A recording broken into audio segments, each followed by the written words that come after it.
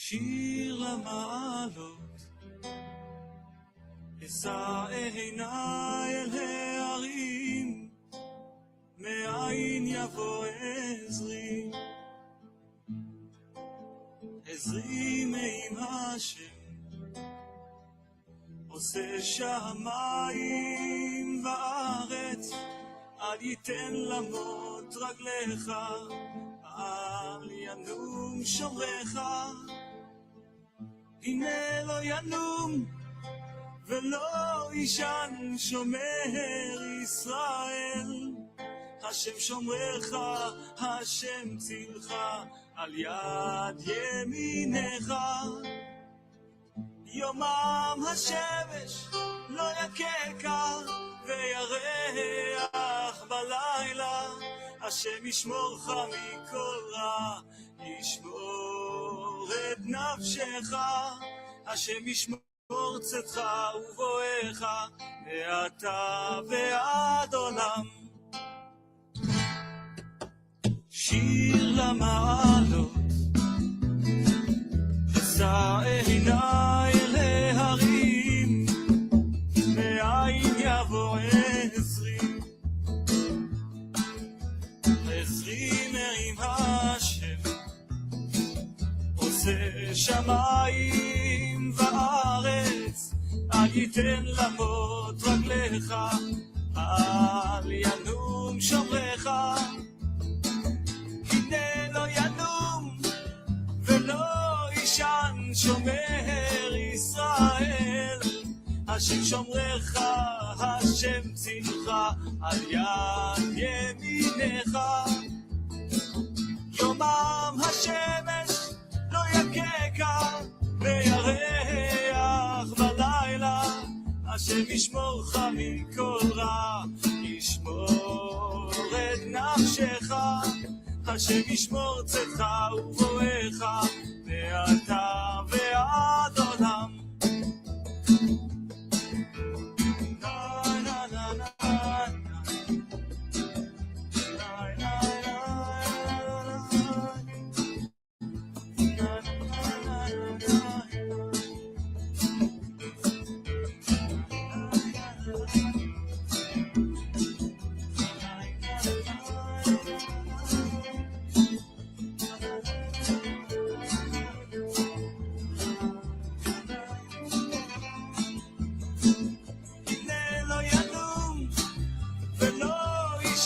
שומר ישראל, השם שומרך, השם צילך, על יד ימינך.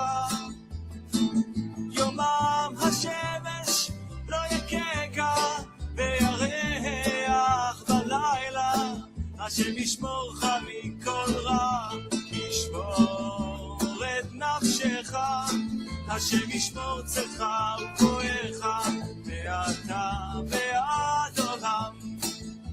אוי אוי אוי אוי אוי, שיר למעלות, אשא עיניי אל ההרים, אוי מאין יבוא עזרי, עזרי מעם השם, עושה שמיים וארץ, אל ייתן למות רגליך, אל ינום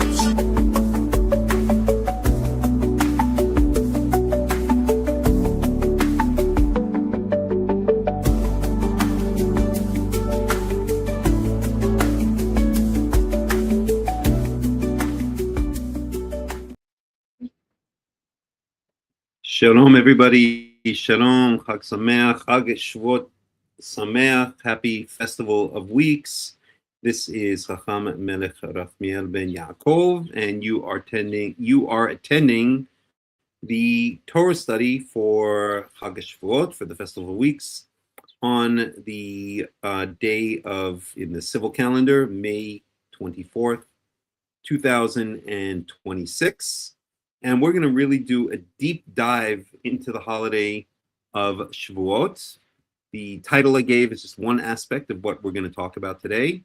So we'll definitely get to that. We'll answer the question, is the festival is Hag Shavuoth, is the holiday of the festival of weeks, the same as the festival, or is it the day on which the Torah was given, as the rabbis claim? We will give a very interesting answer to that, and we'll talk about the real meaning of the holiday that the Torah lays down in its text. We'll open it up afterwards to a Q&A towards the end, and we'll also talk about the day on which the holiday is supposed to fall out. So let's start talking about that, or let's start with that a little bit. And let me just do a quick sound check. Can anybody? Oh, I think I did. No, I'm going here. Can everybody hear me?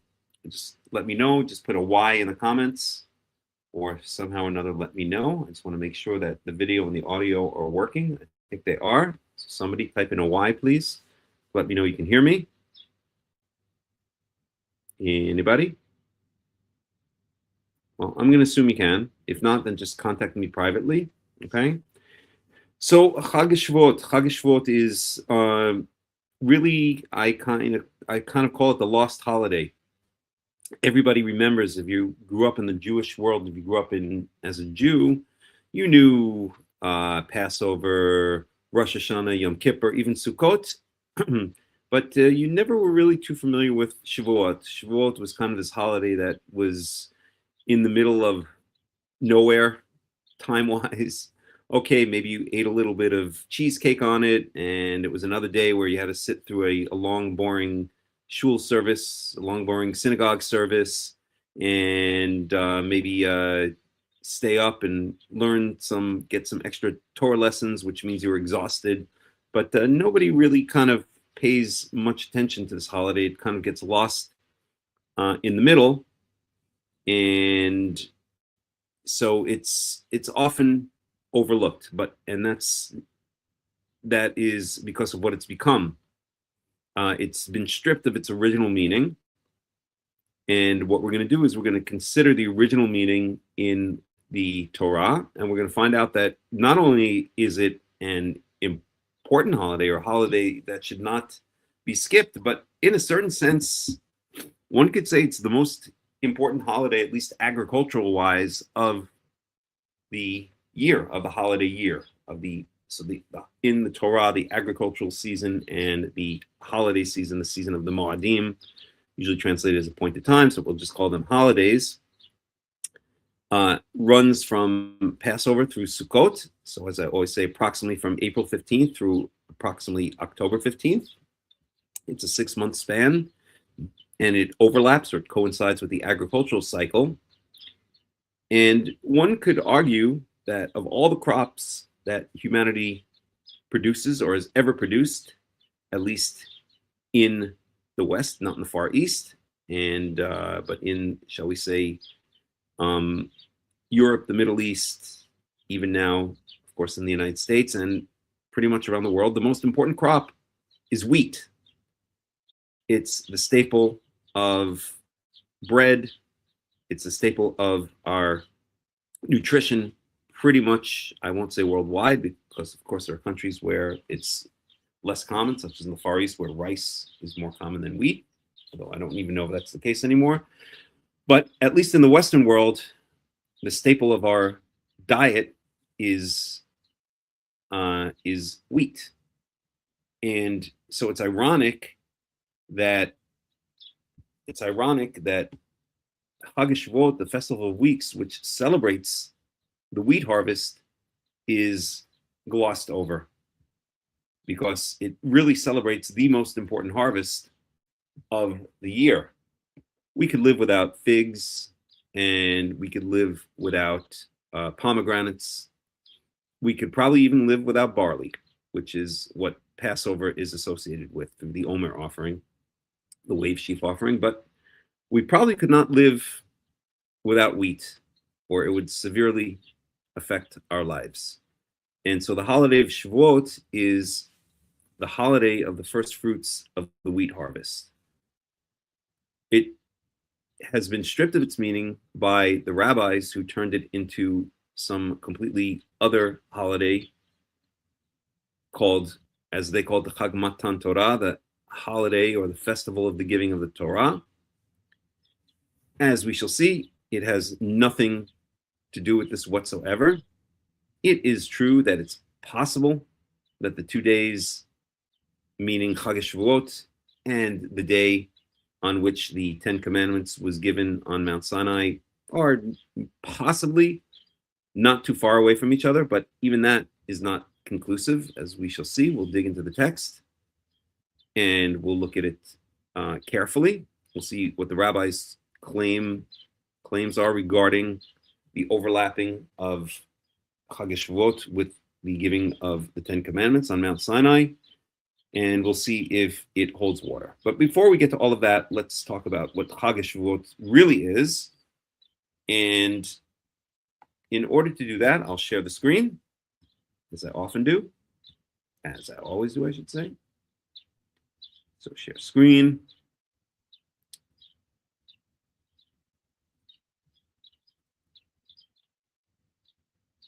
Okay, and you guys should be able to see the screen now. We've gone to pretty much the only rabbi I trust. That's Rabbi Wikipedia. There's a new rabbi that I sometimes follow. His name is Rabbi ChatGPT. But even they they make a lot of mistakes, but not as much as an actual live flesh and blood rabbi. So I trust him a little bit more than Rabbi whatever Schnitzelbaum from my local synagogue. At any rate, so yes, I should be more serious, but what can I say? I was always a troublemaker growing up in school as well. A harmless troublemaker, but a troublemaker nonetheless.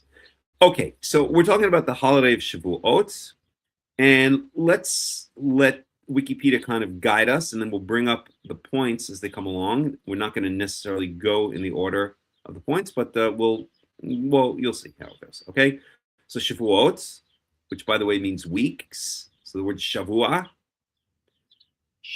means a week. It's related to the number 7 in Hebrew, which is Sheva.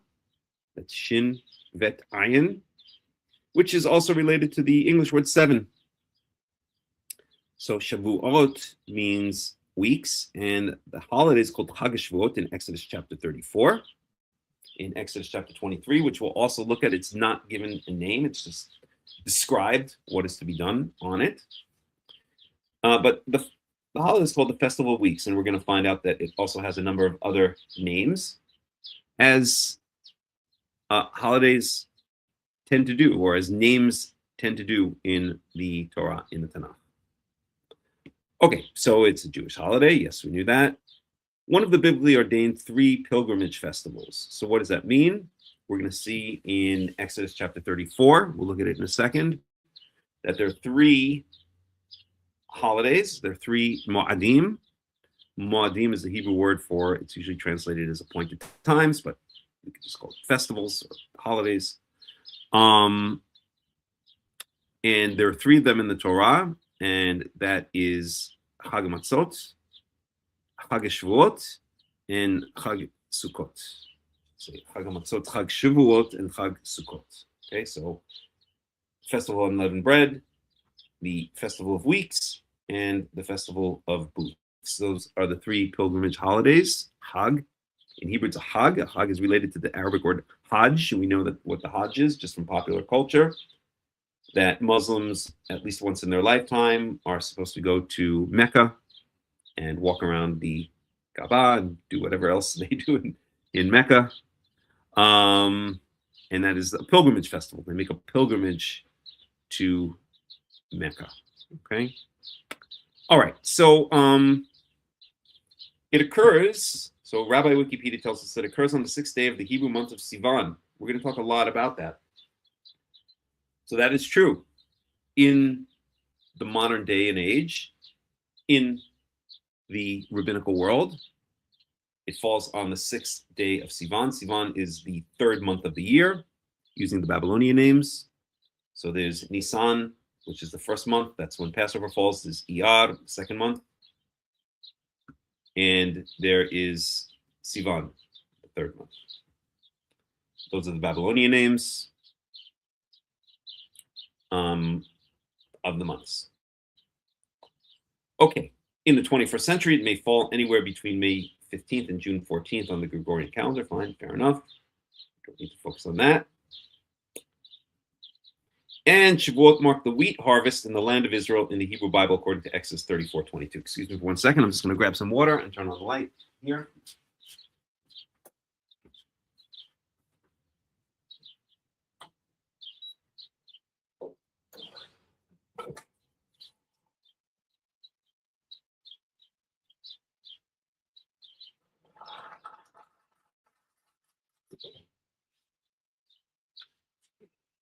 Okay. So let's start with that, actually. Let's start with Exodus chapter 34:22. I'm going to read it in Hebrew.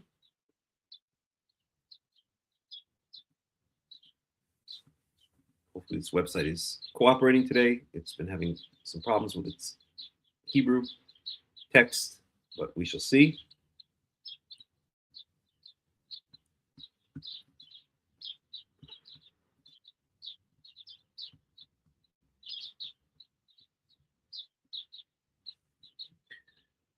It is cooperating. So we're in Exodus chapter 34:22. And it says, just to get the context here, let's just go back to 21. Okay, so 21 says, Sheshet Yomim Ta'avod Ubayom Shvi'i Tishbot Beharish Ubaqatzir Tishbot. Okay, so this says 6 days you shall work, and on the seventh day you shall stop, shall rest. Beharish Ubaqatzir Tishbot, whether it is in plowing time or in reaping time, then you shall rest. Okay, so even if it's in high peak season, right? Obviously, when you're plowing or planting the seeds, and obviously when you're reaping the harvest, so literally comes from the word katsav, so it's literally referring to grain harvests, and the correct translation would be to reap, which means to cut down the stalks of grain. So you shall rest. Okay, so that's Shabbat. That's not what we're going to focus on here. I just wanted to give the context. Verse 22. With Hag Shavuoth ta'aseh lecha bikurei tzir chitim v'hagas. Well, let's stop right there. Okay, because that's the part that has to do with Shabbat. I'm sorry, with Shavuot. So the festival of weeks, Hag Shavuoth ta'aseh lecha, you shall make for yourselves or keep for yourselves. Bikurei tzir chitim. It's the first fruits of the wheat harvest, of the reaping of the wheat. And then it goes on to speak about Sukkot here. So we're going to skip that part. Verse 23, Shalosh Pi'amim Beshana. So 3 times per year. Yira'eh Kol Zechorcha Et Pnei Adon Yahweh Elohei Yisrael. So this is just a side note. This is vocalized as Yira'eh, which means shall be seen. But there are many scholars who think that was, it doesn't matter. I'm going to translate it slightly differently. I won't get into all the details, okay? You shall see, or all males, every male shall see the face of the master, Yahweh, the God of Israel, 3 times a year, okay? So there are 3 times that every male, every adult male, is meant to go up to what was later revealed as Yerushalayim, as Jerusalem, the place where God chose to make his name dwell. 3 times a year. These are the pilgrimage holidays. Okay?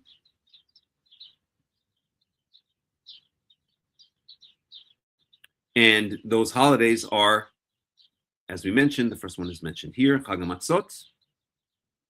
So the festival of unleavened bread, the festival of weeks, and Sukkot here, called the festival of the ingathering, basically the fall harvest festival. Okay, so every male is supposed to go up to Jerusalem and appear before, or see, quote unquote, not literally see the face of Yahweh, but to appear before Yahweh, essentially. Okay. And so we see that Hag Shavuoth is one of them. The Festival of Weeks is one of them. And we see that it's also explained as to what this holiday is. Bikurei Ktsir Chitim. It's the first fruits of the wheat harvest. Okay? Bikur is translated as first fruits, but it's related to the word Bechor for firstborn. We're going to talk a bit about this word. Okay? So we see here that the origin is the firstborn. We know that the firstborn has the idea or the concept or stories about the firstborn have a major role within the Torah and throughout the Tanakh, for that matter.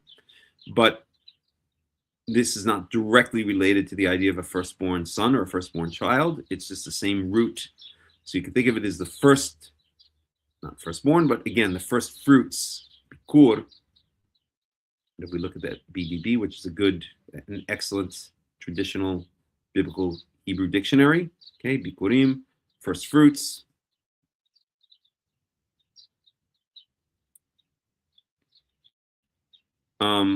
And we'll get to Leviticus 2 and Leviticus 23. So it's the first fruits. So what's the idea of the first fruits? As I always like to say, Yahweh, he gets the first and he gets the best. Okay? Before we eat of a harvest, right, and the harvests are in the yearly cycle. So again, Hag Matzot, the festival of unleavened bread, is associated with Passover. I said that incorrectly. I mean, I didn't say it incorrectly, but I didn't add any extra information. That was a circular definition. What I meant to say is the barley harvest is associated with Hag Matzot, the festival of unleavened bread. The wheat harvest is associated with Hag Shavuoth, the festival of weeks. That's what we're celebrating today. And the fall fruit harvest is associated with Hag Sukkot. So that's the ingathering of the other fruits. 5. So there are 7 species that are mentioned in Deuteronomy 8:8, and 5 of them are fruits. That includes olives, pomegranates, figs, dates, and grapes. So Sukkot celebrates the ingathering, the fall harvest holiday that many cultures have to this day, of the closing of the agricultural season, the closing of the harvest season, and the ingathering of those fruits. So that is not, Sukkot is not a first fruits holiday. It's a last fruits holiday. It sweeps up the end of the agricultural year. It's a fall harvest festival, among other things. Okay, but Hag Matzot, the festival of unleavened bread, which is associated with the Omer offering, is associated with the first fruits of the barley harvest. If you live in the land of Israel, or really, I don't know about anywhere in the world, but in many places, if you're familiar with the different grains that grow, you'll see that barley, at least, again, I can't speak for the entire world. I have lived in Portugal for 4 years. It was the same there. Barley will come up before wheat. Barley is the first grain that is ready to be harvested in the springtime. And so it's associated with Hag Matzot, which falls out on the 15th, begins on the 15th of the first biblical month in the springtime, right? So at around, again, April 15th, give or take, something like that, okay? And then about a month and a half later, if you live in Israel, you'll see that the wheat is ready to be harvested. And that is what Hag Shavuoth, that's what the Festival of Weeks is associated with. If you ever forget what the Festival of Weeks is associated with, then just call it the Festival of Wheat. It doesn't work in Hebrew, but it works in English. Festival of Weeks is the Festival of Wheat. We're celebrating the beginning of the wheat harvest, which will continue by the time that all of the wheat is processed. And there was a whole way in which wheat was processed in ancient times. They would cut it down. They would allow it to dry. Then they would thresh it. They would smack it on the floor or have it somehow try to separate the wheat from the chaff, or that was threshing actually, and then it was winnowed. The resulting mess was thrown up into the wind, and the wind would take away the chaff, and the wheat seeds would fall down to the ground, and maybe leaving out some steps. But that's the basic idea. Okay, so the wheat harvest began with the wheat was ready to be harvested around the time of Hag Shavuoth. Right now it's May 24th. If you walk around the land of Israel, you'll see the wheat is ready to be harvested. Okay, so the wheat harvest was kicked off by Hag Shavuoth, just as the barley harvest was kicked off by the Omer offering, which followed ostensibly around or even within the 7-day holiday of Hag Matan, the festival of unleavened bread. Okay, so it's the first fruits of the wheat harvest. The wheat is now ready to be harvested, and before we eat of the new harvest, we first symbolically give some of the harvest to Yahweh. And it's only fair, it's only right to do so. He's the one who provided us with the harvest through his kindness, his blessing, his wisdom in allowing plants to grow in the first place, and all that he does to make this very complex world and universe run. So it's because of him that we even have the wheat to begin with. We should not forget that. We should acknowledge that. We should thank Yahweh for that. And Hag Shavuot Sameach, Hag Shavuot, Martha, nice to see you. And we do that symbolically, right? Yahweh does not need to eat wheat, but we do that symbolically by taking some of the wheat, forming it into loaves of wheat bread, which we'll see in just a bit, and then bringing it to the temple, to the house of Yahweh, Beit Yahweh, the house of God in Jerusalem. Again, when I say Jerusalem, that's after it was revealed to be Jerusalem, when Yahweh revealed where he wanted his name to rest. And we symbolically give these 2 loaves of bread to Yahweh. He eats first, he gets the first, and he gets the best. And the analogy I always like to give, I always give 2 analogies, is if you ever attend a state dinner,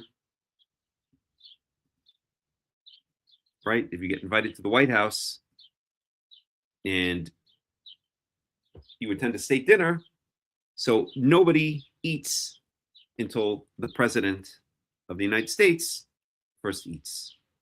So until Donald Trump takes the first bite out of his, Big Mac or whatever, then nobody else eats. It would be disrespectful, right? If everybody else started eating and then the president sat down and ate afterwards, right? There's a certain hierarchy, there's a certain honor that the president gets because he, like Yahweh in certain ways, right? If he is responsible for the prosperity of the country, and part of that prosperity is the food that is on the plates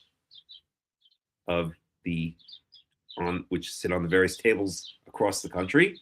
And so, at least if you're eating with the president, it's the right thing to do, or it's respectful. It's the correct thing to do, not to eat until he first eats. So, while Donald Trump is certainly not God, it illustrates the idea. Another illustration that I always give is if you ever go to a traditional Jewish Shabbat meal, Friday night meal, then generally what you'll see, especially if it's Orthodox Jews, you'll see that they will make the blessing over the bread. That's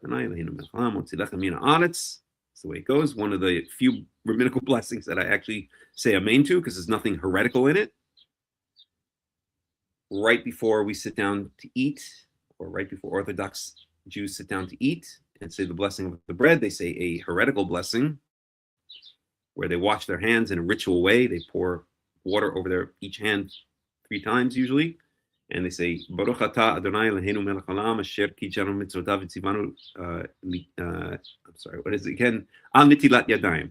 They basically said, "Thank you, God, for commanding us to wash our hands before the meal." Well, Yahweh never commands anybody to wash their hands, or that's not exactly true. He commands the Kohanim, the priests, to wash before they administer the sacrifices. So I just had a long talk with, I don't know if he wants me to mention his name, so I won't, but somebody who is an expert who's produced a PhD thesis on the transfer of power from the Kohanim, from the priests to the rabbis, and it would seem that this is one example of how the rabbis took some of the power of the priests, or took some of the laws that applied only to the priests and applied it to everybody. Another one might be the ideas of ritual purity and impurity, which only applies in the province of the holy temple, or when you're eating holy dedicated foods, and generalized it to everyday life. So we won't get into that right now. Hopefully we'll have a lot more to say about that down the road. But the point is, what was the point? Right. The point is, I digressed. The point is that, oh, let me just send a message out to, excuse me 1 second. Just give me 1 second. Sorry about this.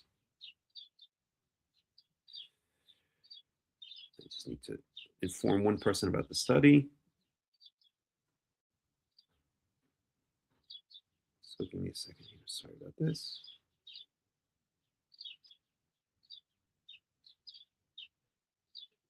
There we go. So, right, the point is, if you go to a traditional Jewish household on Friday night, you will see that the head of the household, usually the father or the patriarch of the family, will say the blessing over the bread, and then he will take he'll rip the challah, the bread, and he'll take the first bite, and only after he takes the first bite does the bread get passed around to everyone else sitting at the table. Okay, and even there's usually a hierarchy. Usually it's the wife second, then the guests, then the children. But the point is that nobody eats of the challah, nobody eats of the bread until the head of the household has first eaten of the bread, which also makes sense. He was the one who organized the meal. He's the one who's paying for the meal, even if his wife is the one making all the money or making more money than he is. He's the head of the household. He's the symbolic head of the household, right? He makes it all happen. He's the CEO of the household. And nobody eats until he takes the first bite of bread. And that's the idea of bikurim, of the first fruits, again, related to the word bachor, firstborn. Just as the firstborn has a special place within the family. I happen to be the firstborn of my siblings. The fact that I'm not given the respect of the firstborn is a whole other story, but we'll worry about that another time. Many of you are psychologists, and no, I'm joking. I'm fine with it. At any rate, neither here nor there. So the first fruits is the special first portion that's given symbolically to Yahweh, and that's what Hag Shavuoth is all about. It's the first fruits of the barley harvest. Okay. Shalom Vanya, Shalom Christian. In Poland, for example, barley is ripe at the end of June or middle of July. Okay, interesting. And when is the wheat ripe in Poland, Christian? All right, so far pretty clear, I hope. So that's Exodus chapter 34. We could check in with Robert Alter to see if he has anything to add. You know, I like to use him as a kind of go-to commentary. As I always say, his commentary is good, it's accessible. So let's see if he has anything to add. So we're going to go to Exodus 34.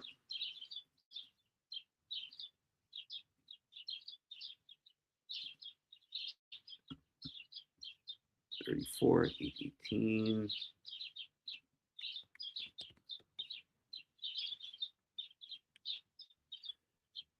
Okay.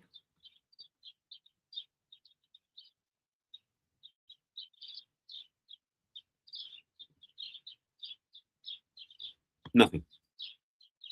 Not in terms of what we want to study today. Okay.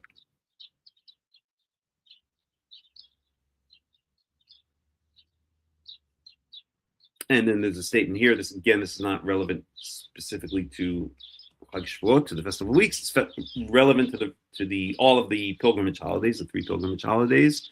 Kirush goyim mi panecha, Wait, so when I disinherit the nations from before you, in other words, I give you their land, and I expand your borders. No person shall lust after your land, or shall be able to fulfill his lusts, lusting after your land. When you go up to see, I'm deliberately mispronouncing that based on research that I've done. So so when you go up to see the face of Yahweh Elohecha, your God, 3 times, shalosh pa'amim mishana. So in other words, what this verse is saying is, don't worry about leaving your territory, your property unprotected. Nobody is going to touch it. I'll protect you. So no matter, even if your land expands, that you have to be far away from your home to go to Jerusalem. As I live here in the Golan Heights, it's about a 2.5 hour drive by car to Jerusalem. Then I should not worry, or nobody should worry about leaving the mass exodus of all the males, of all the fighting age males, because that's what it says here, right? All of your adult males shall go up to the pilgrimage holiday. So who's going to be left behind? The women and children. Don't worry about it. Yahweh says, I got it covered. I'm going to protect your property. Okay. Where I live in the Golan Heights, it's a very beautiful thing. I never have to lock my door. Door always stays open. Maybe I shouldn't say that publicly. Now maybe I have to start locking it, but no. Okay, so we get the general idea of what Hag Shavuoth is, what the Festival of Weeks is. Any questions, any comments so far? Hope you guys are enjoying the study. Any questions, any comments? All right, if not, then let's go on to, let's see, where should we tackle next?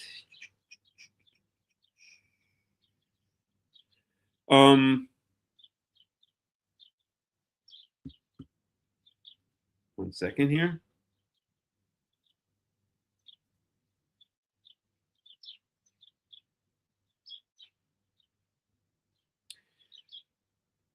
We could look, let's see, do we want to look at Leviticus?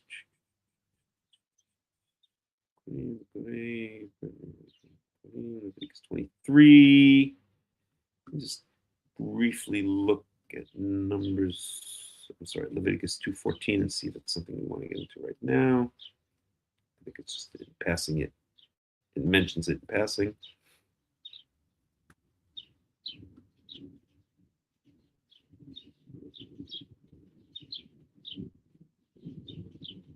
No, it's not relevant to what we want to deal with right now. I'll just read it anyway.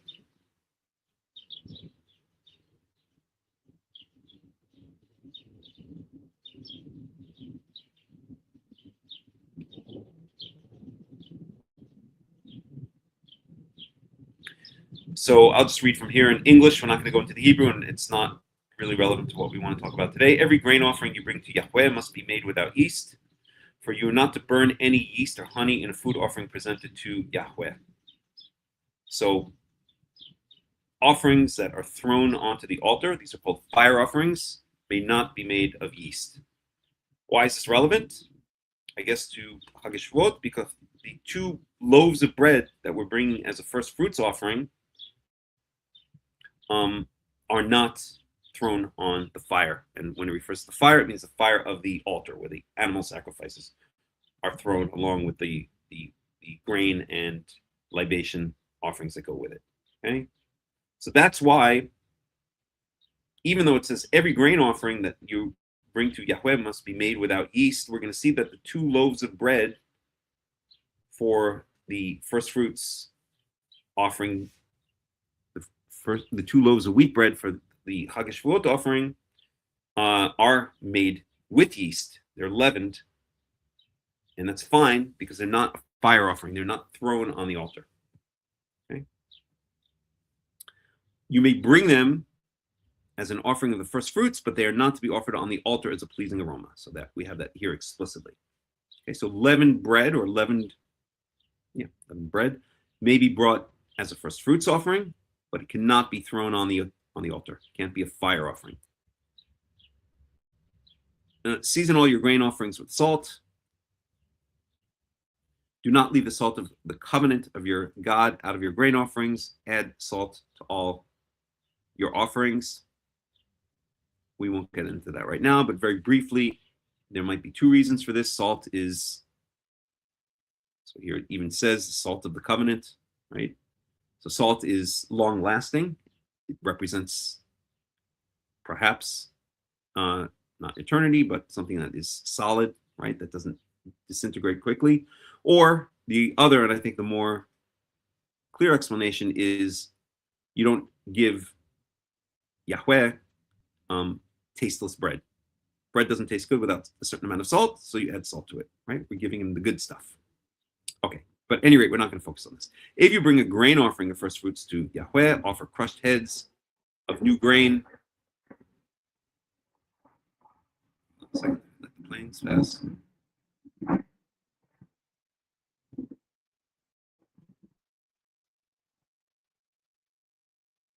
So if you bring a grain offering of first fruits to Yahweh, offer crushed heads of new grain roasted in the fire. So this again is not relevant to us here because we're not talking about bringing heads of grain. We're talking about bringing the loaves. Okay, so we're going to gloss over that. And we're going to look at, let's see where we want to go next. Give me 1 second here. Let's go to Leviticus chapter 23.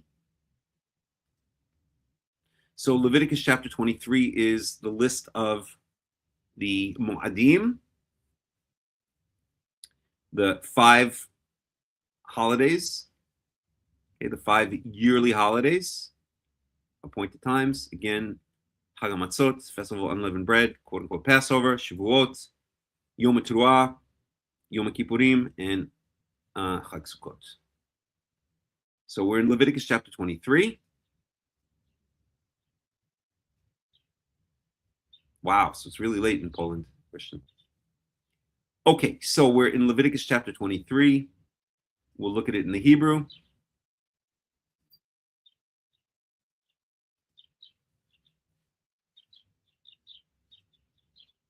And see what we got.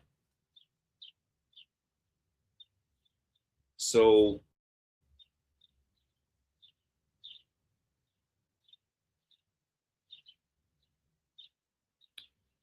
also Shavuot is also called Pentecost. Why? Penta meaning 5, like a pentagon, and cost meaning count. Like when something costs something, you're counting it out. Okay, so it's a count of 50, really. And we know, although I'm not going to focus too much on this aspect of the holiday, but we will touch on it. So we know that the holiday falls out 49 days after the Omer offering. Okay, so we're to count 49 days. And let me state that a little bit differently, even though that is a true statement. We're to count 49 days, and then the 50th day, so the first day is when the Omer offering is brought. It's on a Sunday.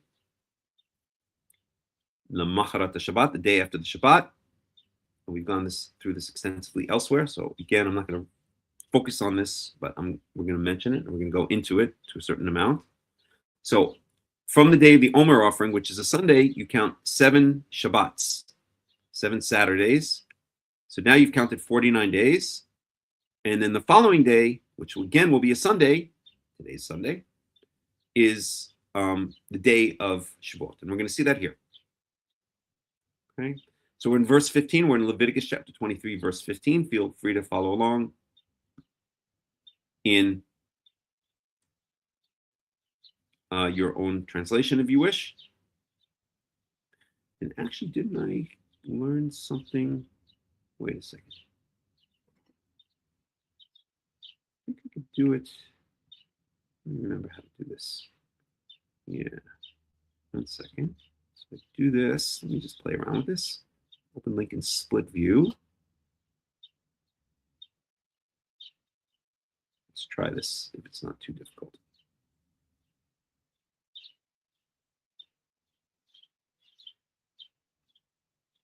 It's giving me problems. try it one more time.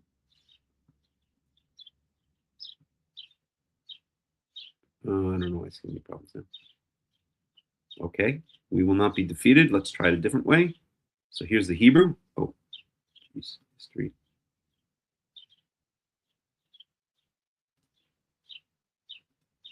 Let me try one more time because I think this will make it a little bit easier for you guys to follow along. Let's try opening this in split view.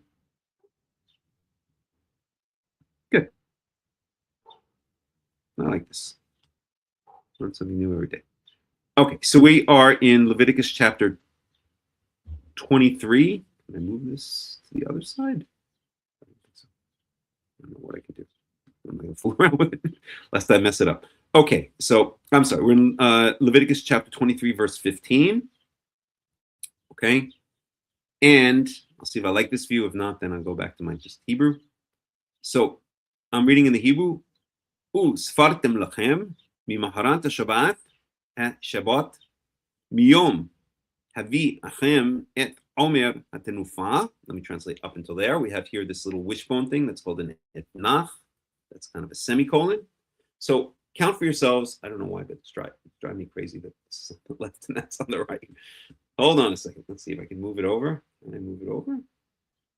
I can close it. Oh, I can make it bigger, but I don't think I can move it. All right, I'll try to overcome it.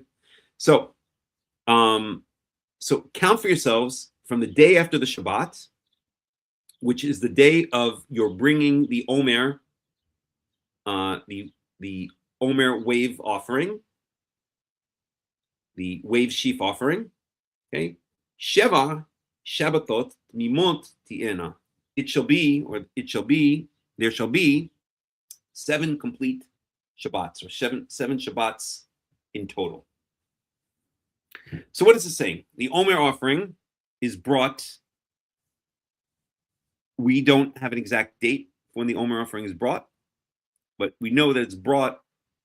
And the Omer offering, once again, is the wave sheaf offering. It's the first fruits offering of the barley harvest. It's not loaves, because in ancient times and even in modern times, people generally did not make bread out of barley. It was really considered food mostly for the animals. And so the animals don't need loaves of bread, although my cats are quite spoiled. And so I might have to do that for them. Right, Shosho? Got one sitting right next to me right now. But so the Omer offering, the wave sheaf offering, a sheaf is a bunch of barley stalks. I'm sorry, a bunch of grain stalks. In this case, barley. So it's tied together in a bunch, right, in a bundle, and then it's brought up to the temple, and then it's symbolically waved or elevated. Sometimes they'll call it the elevation offering. Sometimes they'll call it the wave offering. Tnufa means to lift up, or perhaps lift up and down. So it's usually called the wave offering. So it's waved before Yahweh, as if to say, here, this is your portion of the barley harvest. Okay, that's what the Omer offering is, the wave sheaf offering. Okay, and we can just read it very quickly in English just to get the context. I'm not going to go into the Hebrew there because I don't want to focus on it. So Yahweh said to Moses, speak to the Israelites and say to them, when you enter the land I'm going to give you and you reap its harvest, bring to the priest a sheaf of the first grain you harvest. Okay, that's the barley, that's the wave sheaf offering, that's the Omer offering, that's the first fruits of the barley harvest that's associated with Hag Matan, with the festival of unleavened bread, quote unquote Passover. He's to wave the sheaf before Yahweh so it will be accepted on your behalf. The priest is to wave it on the day after the Shabbat. Okay, the day after the Shabbat, the day after the Sabbath is Sunday. Okay, I've written an extensive article. Again, I'm not going to focus in this study on why that is the case. It differs from what the rabbis say. The rabbis say that the Shabbat that's being spoken about here in Leviticus 23:11 is the first day of Passover. That doesn't make any sense. If you go to Karaite Insights, to my website, and you read on this very day, the article on this very day, then it explains it in detail. But I'm not going to focus on that in this study. So on the day you wave the sheaf, you must sacrifice a burnt offering. We're going to skip ahead because these are just the offerings that are brought with it. Again, I just want to stick to what's relevant for our discussion today. You must not eat any bread or roasted new grain until the very day you bring this offering to your God. This is to be a lasting ordinance for the generations to come wherever you live. Okay, So what does this mean? Again, that's a first fruits offering. Okay? Let me just see here for 1 second. Right? It's the first fruits offering of the barley harvest. The barley harvest is the first crop of the year. It's the first grain of the year, really the first crop of the year. So it's an overall first fruits harvest, right? It's the first fruits of the first harvest. So you may not eat any bread or roasted grain until the very day you bring this offering to your God. In other words, we don't eat of the New Year's harvest until we first symbolically give a portion to Yahweh. He gets the first, he gets the best. And this means of any of the new produce of the year. So maybe we should just take a second to understand the agricultural season in Israel and in general in the Mediterranean, and I think in general in Mediterranean climates, such as even California, as similar. So the agricultural season lasts from spring until fall. This is not that much different from any other place, but it's about a 6-month season here. It's, again, approximately from April 15th to approximately October 15th. Okay, it's crowned on both sides by Passover at the beginning, again, April 15th, more or less, give or take, and ends with the beginning of Sukkot on October 15th. So it's a 6-month, it's exactly 6 months. In the Hebrew calendar, it's also 6 months. Passover, Hag Matan Torah, starts on the 15th day of the first month. Hag Sukkot starts on the 15th day of the 7th month. 7th minus 1 is 6, exactly 6 months. This coincides with the dry season here in Israel. So there's very little rain. And in the middle of the season, such as July and August, there's barely any clouds. Most days you will be hard-pressed to even find a cloud in the sky. But there's very little rain in this dry season, which is the agricultural season, which is the holiday season of the Torah. So all of the Torah's holidays fall within the dry season, which coincides with the agricultural season. Because you cannot pick fruits or grains when it's wet and rainy out. It's not easy, first of all. And second of all, they're not growing in that time. That's when they're germinating. That's when they're hibernating and then ultimately sprouting. Okay, but they're not ready until the rains stop, and then they dry out, and then the dry season comes. Okay, so the agricultural season lasts 6 months in Israel, again, roughly from April 15th to October 15th. And so if it starts on April 15th, if this Omer offering, if the first crop that's ready, the first grain that's ready is the barley, then this Omer offering, this wave sheaf offering, is the first fruits of the barley harvest given to Yahweh. And then only after that can we eat all of the produce of the new agricultural season, right? That's the kickoff of the new agricultural season, April 15th-ish, okay? Okay, so then once that wave sheaf offering is brought on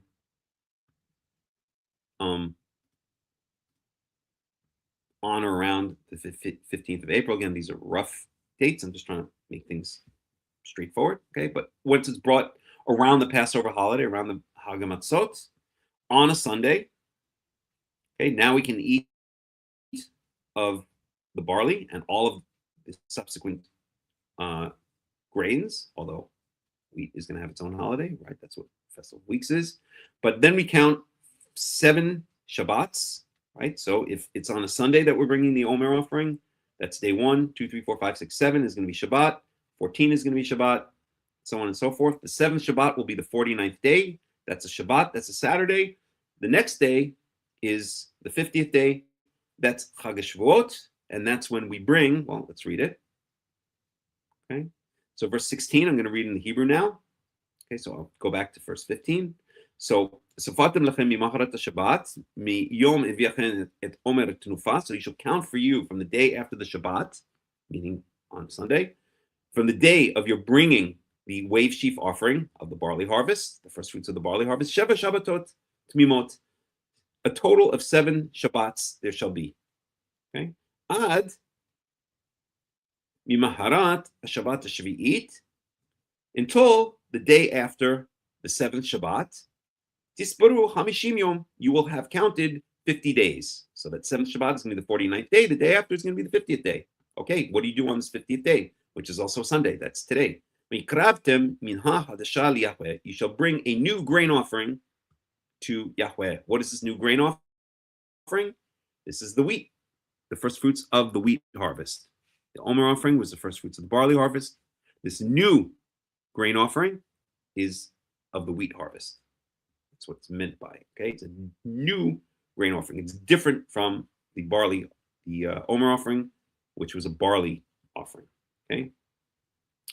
Verse 17, Mi mosh votechem taviu lechem tnufa shtayim shne esronim solet ti'ena hametz ti'afena bikurim liyahweh. Let's pick this apart. There's a lot in this verse. One could say this is even maybe the key verse to explain what we're doing on Shavuot. So from your habitations, from your dwelling place, and from your cities, I'm going to translate it as from your cities, towns, or villages, wherever you live. What does that mean? It's a pilgrimage holiday, right? Taviu, you shall bring to where? To Jerusalem. Okay, again, that which was later revealed to be Jerusalem. Okay, before Jerusalem existed, or before Jerusalem was chosen as the place where Yahweh caused his name to dwell, then it was wherever the Mishkan was, wherever the Aron Brit, wherever the Ark of the Covenant was. So Shiloh, I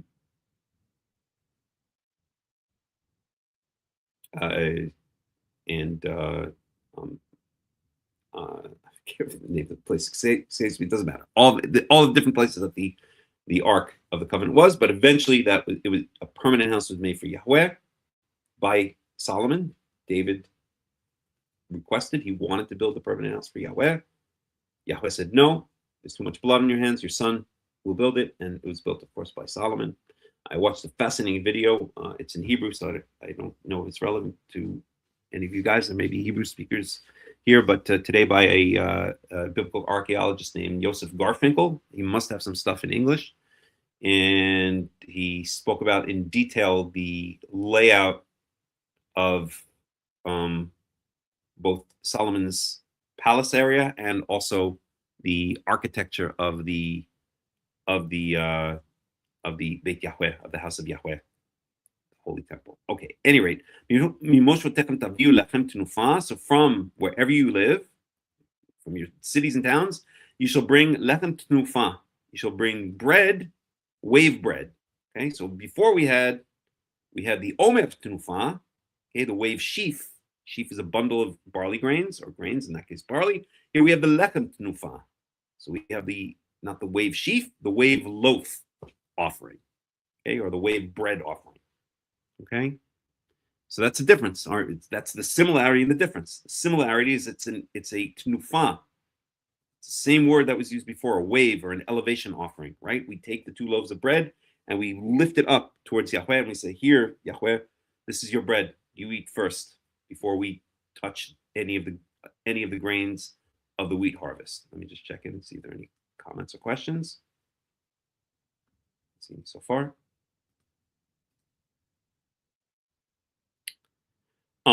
And here, I'm sorry. So there it's sheaf. It's a bundle of barley stalks, of barley grains, because barley again is not usually eaten as bread. It's usually animal fodder, animal feed. And here it's 2 loaves of bread.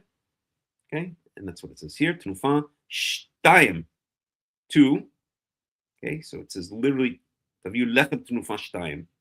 So 2 breads that are to be waved or elevated, 2 wave breads. Okay, 2 means, of course, 2 loaves. Okay, and in fact gives a measure of each one of these loaves, or actually, I guess both of these loaves together. Shne asronim solet ti'ena. So it should be made out of 2 tenths, and it doesn't give the tenths of what, but it's understood as an ephah. An ephah is a dry measure, like a bushel or something like that in modern days. So it's made out of 2 tenths of an ephah. Again, that's a certain amount of grain. So each loaf would be 1/10 of an ephah, because the total is 2 tenths of an ephah. It does not mention the word ephah here. It's understood. It would be like saying, if I were to go to the gas station, I would say, I don't know, I paid, give me 10 right? I don't have to mention gallons. I guess you wouldn't mention gallons in English, but you get the idea, right? It's understood that it's gallons, okay? And here it's understood as ephah. So 2/10 of an ephah, solet of high quality flour, top quality flour, usually translated as fine flour, Fine, which I think is a ridiculous translation because nobody knows, does that mean finely ground flour or does that mean fine as in, really good flour? And it means really good flour, high quality flour, right? Let's go over there. Shosho, what do you want? You want to go out? 1 second. See, I hate that.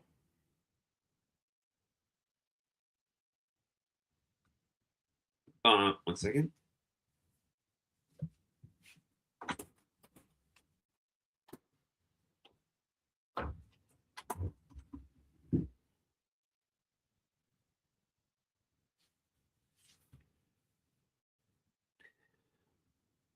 Yeah, so it's such a poor translation, fine flour. But here we can see that it means here used in king's household for honored guests. Okay, so it means high quality flour, the top quality flour. Okay. So where were we? And here it says chametz, leavened bread. So these are 2 loaves of leavened bread. So there's a lot to say about that. We saw in Leviticus chapter 2, verse 14, we saw that if it's a fire offering, if it's an offering that's thrown on the altar, then it cannot be chametz, right? It must be unleavened. But this is not a fire offering. This is not thrown on the altar of sacrifice. This is brought and lifted up or waved before Yahweh. So it can be chametz. We saw that in Leviticus chapter 2. Okay. More than that, the Omer offering, and perhaps this is another reason, although, as we mentioned, barley in ancient times and in modern times is not usually human food, it's usually animal food.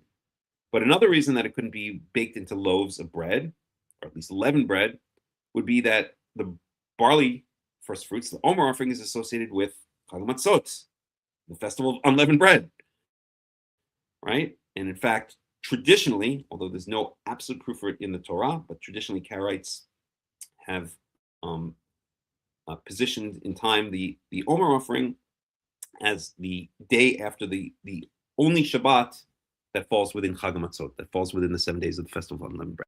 Because the festival of unleavened bread, Hag Matan Torah, is exactly 7 days, so there's exactly one of each day within it. One Sunday, one Monday, one Tuesday, exactly one and only one. So there's only one Shabbat within those 7 days, and the day after that Shabbat, which could be already outside, if that Shabbat is the 7th day of the holiday, then the day following it will actually be after the holiday is already over. But nonetheless, that the day after that single Shabbat is when Karaites traditionally understood that the Omer offering is to be brought, and so that's generally going to be within the 7 days of Shabbat. So it certainly wouldn't be chametz. Chametz means leavened bread. Chametz is the opposite of matzah. We saw that in Exodus chapter 12 and other places that chametz and matzah are diametrically opposed. They're opposites of each other. Okay, let me just check and see if there's any questions or comments. Cool.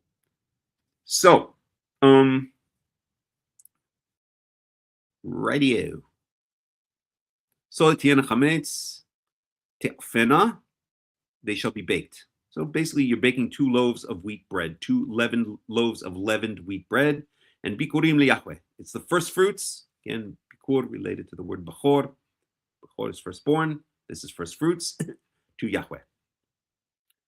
Okay, let's skip ahead a little bit. Again, these are just the various fire sacrifices, burnt sacrifices that are associated with it. We don't want to focus. We don't need to focus on that right now. I'm not saying it's not important, but it's not the focus of what we want to talk about.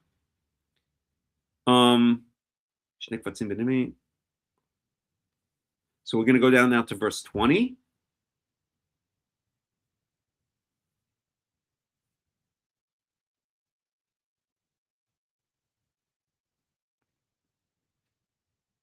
So in Leviticus chapter 23, verse 20, this is talking about 2 lambs. Okay, so they're going to be waved, but we're not going to worry about the lambs right now. So together with this bread of the first fruits. right? The first fruits bread, these 2 loaves. So there's going to be 2 lambs that are waved. And what does it mean wave? You're not going to pick up a lamb and start waving it up and down. It's pretty heavy. It just means symbolically, maybe you just lift it up a little bit or something like that. So again, sometimes it's translated as an elevation offering rather than a wave offering. At any rate, so the Kohen, the priest, is going to wave or elevate the 2 lambs together with the bread with the first fruits bread, okay, as an elevation or an elevation offering lifnei Yahweh. Okay. Okay. We don't need to do the rest of that verse. Quratem בעצם היום הזה מקרא קודש יהיה לכם כל מלאכת עבודה לא תעשו. Again, I'm going to just paraphrase here. You don't do any work on this day. We've spoken about when we were learning Leviticus chapter 23, this chapter, that it doesn't say milacha. It says melechet avodah. Milacha is only, it's associated only with Shabbat and Yom Kippurim. So this is a slightly less stringent version, right? We spoke about many times how the Torah expresses thoughts through the sounds of words. It's onomatopoeic. And when I tell you don't do milacha, that sounds a lot more strict than if I say don't do melechet avodah. Okay? So again, the example that I like to give in English, maybe it's a silly example, but I think it illustrates the point, is on Shabbat, Yahweh tells us don't do work. On Hag Shavuoth and the other Chagim, he tells us don't do any worky type things or any work-like stuff. Okay? It's a little bit less of a strict, both in the grammar, the underlying meaning, and onomatopoeically, the way it sounds. And remember, in ancient times, and even in modern times, right, if you go to a rabbinical synagogue, you'll hear the Torah read aloud every Shabbat. But in ancient times, that was really the only way that knowledge of texts was transferred. There were no printing presses. There was no internet. People didn't have books or libraries in their houses. So the Torah was transmitted, information was transmitted orally. And so the way words sounded was of great importance, both for understanding and also for memorization. Okay, so lo ta'asu, so you should not do any work on this day. This is an eternal statute for you throughout all of your habitations, throughout all of your generations. Okay. All right, so that's Leviticus chapter 23. Any questions there?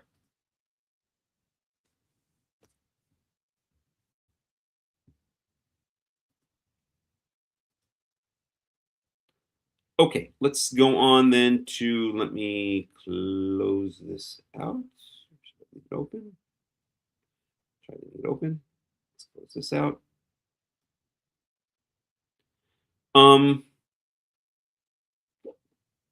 Okay, let's go back to Rabbi Wikipedia. So rabbinic, we'll get to this. So the word Shavuot means weeks in Hebrew and marks the conclusion of the counting of the Omer. By the way, do you have to count the Omer every single day? So the rabbis will, if you're a rabbinical Jew, they'll count it out in the synagogues, or you're supposed to do it on your own. You say a blessing, some stupid pre-canned blessing that you're going to now count the Omer. And then you say, this is the 12th day of the Omer, which is 1 week and 5 days or whatever. Do you need to do that? No, you don't need to do that. That's not what the Torah means. The Torah, when it says count the Omer, or count these 49 days, it just means keep track of. Doesn't mean you have to literally count it. And there are all kinds of complicated laws that if you forget to count the rabbinical, if you're living as an Orthodox rabbinical Jew, then if you forget to count it one day, then what do? I don't even remember them. I don't even want to know. I've got better things to do with my time. At any rate, you can look it up yourselves. So its date is directly linked to that of Passover. The Torah mandates a 7-week counting of the Omer beginning on the 2nd day of Passover. That's not true. That's rabbinical. We're going to talk about that. Okay. To be immediately followed by Shavuot.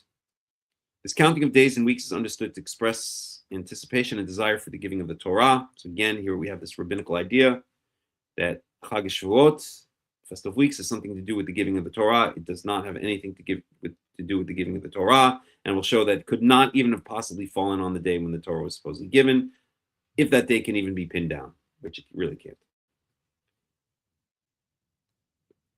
Okay, we can skip ahead. This is all rabbinical propaganda. So while Shavuot is sometimes referred to Pentecost, due to its timing 50 days after the first day of Passover, it is not the same celebration as the Christian Pentecost, or Whitsun, which comes 50 days after Easter. So the word Pentecost, as we said, means counting of 50. Okay. Let's look at Numbers 28, 26. So let's see if I can do this in this layout here. Numbers 28. Good.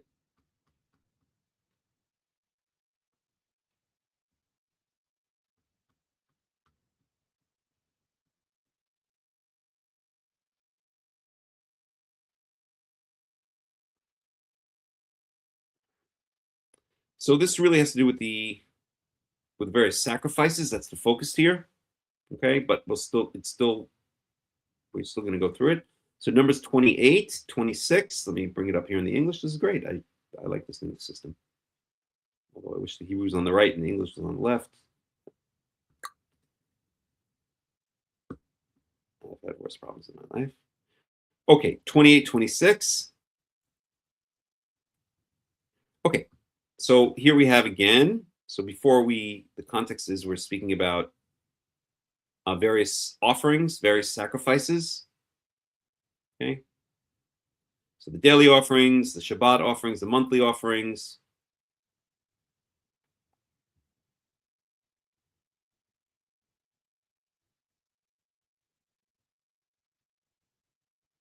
Just one second here.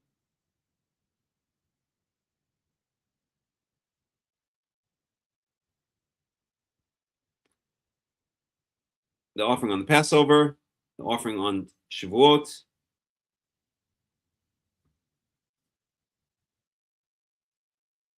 and then in Numbers 29, the offering on Yom Teruah, on Yom Kippurim, and then on Sukkot. Okay. So this is focused on what sacrifices, what offerings are brought, but still it gives us information, reiterates information about Hag Shavuoth.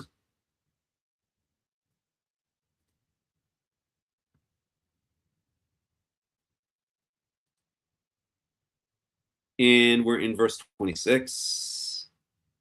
So, וביום הביקורים בהקריבכם מנחה חדשה ליהוה. So on the day of first fruits.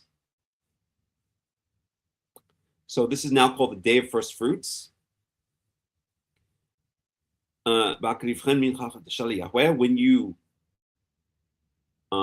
bring forth a new grain offering, again, that's referring to the 2 loaves. Right? We saw it in Exodus 23. It's called the Mincha Chadashah, a new grain offering, liyahweh, to Yahweh, b'shvuotechem, literally on your weeks. So we see here the holiday name Shavuot embedded here. Okay, so on your weeks, meaning at the culmination of those 7 weeks that you've counted. Okay, here they translate it as during the festival of weeks. I don't really like that translation. Okay, at the culmination of your weeks, of the weeks that you've counted, Mikra Kodesh, a holy convocation, meaning it's declared as a holy day, a holiday.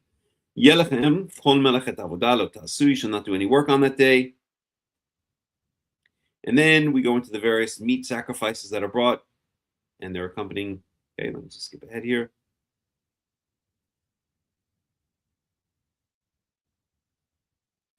So these are the various meat sacrifices, and they're accompanying grain sacrifices. Okay, so again, that's not relevant to what we want to talk about. So what new information do we get here? We just get maybe a different name or a different kind of description of the holiday. Okay, so the key words here is biyom bikurim, literally on the day of your first fruits. When when you offer a new grain offering, Yahweh, to Yahweh, b'shvuotechem, at literally on your weeks, but I would translate this at the culmination of the counting of the weeks, or the culmination of your weeks, okay, and then so on and so forth. Okay. So some will say that another alternative name for the holiday is Yom HaBikurim. I disagree with that. This is not the name of the holiday. This is a description of the holiday. It's a day of first fruits. Okay, but the name of the holiday we saw in Leviticus chapter 23 was Hag Shavuoth. Okay, actually, no, not in Leviticus 23, in Exodus 34. So it's called Hag Shavuoth. Hag, again, pilgrimage, festival. Shavuot meaning weeks. Okay? So I don't think there's an alternate name, although many people say so. I think it's just a description of the day. Alrighty.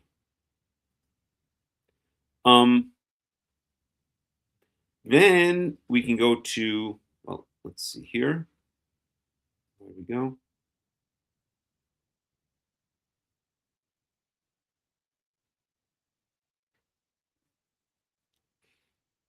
Okay, so here, biblical names. Let's just read through this. In the Bible, Shavuot is called Festival of Weeks. Exodus 34:22, Deuteronomy 16:10, Festival of Reaping. In Exodus 23:16, which we'll go to next, I believe. And Day of the First Fruits, Yom HaBikurim, in Numbers 28:26. So they're saying it has a number of different names, and it's true that Hag Shavuot and Hag Katsir would be actual names of the holiday, but I don't think. What the heck is going on? 1 second. We got some cat activity out here. Let me just make sure my little kitties are not getting into any trouble. They can't deal with on their own. Shosho, what's the matter?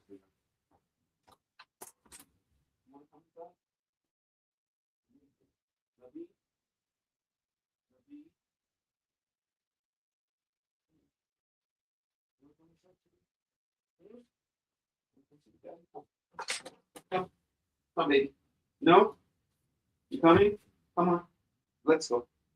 No? Okay. So Yom HaBikurim, I don't think is the name of the holiday. It's just a description of the holiday. Alrighty. So let's go to Exodus. Where do we go?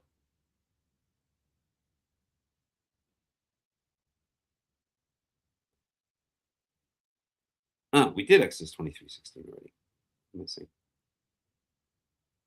Let's look at that again just for a second.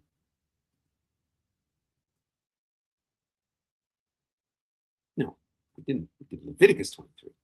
We didn't do Exodus 23. Exodus 23:16.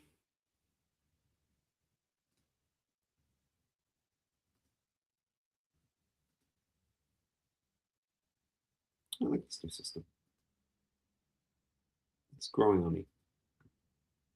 And let me just check in to see if there are any questions.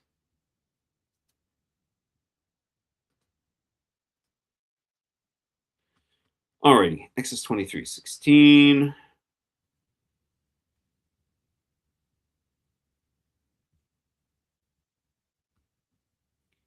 We'll start in 14. So just as we saw in Exodus 34, a description of the 3 pilgrimage holidays. Okay, so again, here we're going to have 3 pilgrimage holidays. We're in verse 14. So Shalosh Regalim Tahog Li Bashana. So 3 Regalim literally means legs or feet. Pilgrimage. Okay, I believe that's the etymology of the word pilgrim. Is someone who pilgers? Pilgrim etymology. Oh. traveler. Per and ager, agriculture. One who journeys across fields. Wow, that's interesting. That's in Latin, peregrinus. So really traveler, per, through, and ager, like agriculture, field. One who walks through fields. Okay. So pilgrimage, right? Shalosh regalim, literally this means feet or legs. So one who journeys by foot. Again, you don't have to journey by foot, but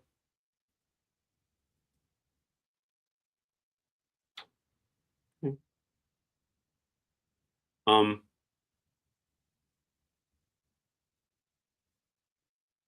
One second, I just want to make you don't remember my cat. Shohan, get over here, right? Show. Come on, little one. Shohan. I want you getting in trouble. All right.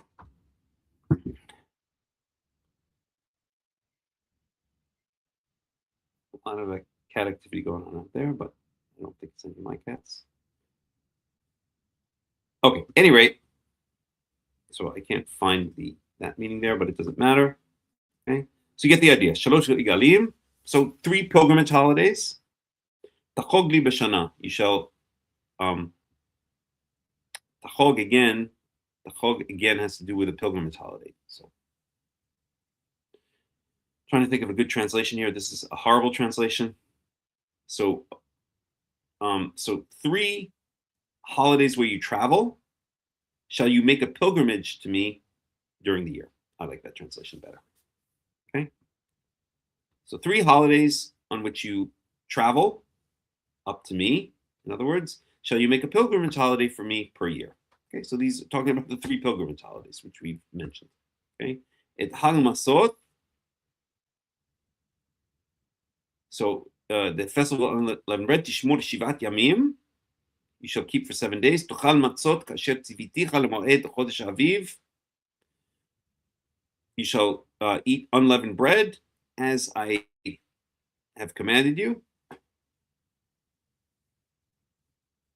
Wow, this just reminded me of something.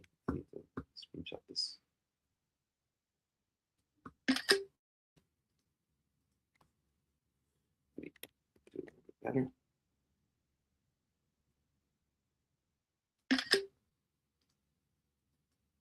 Okay. At the time of the month of the Aviv. We've spoken about the Aviv plenty of times when we learned about Passover.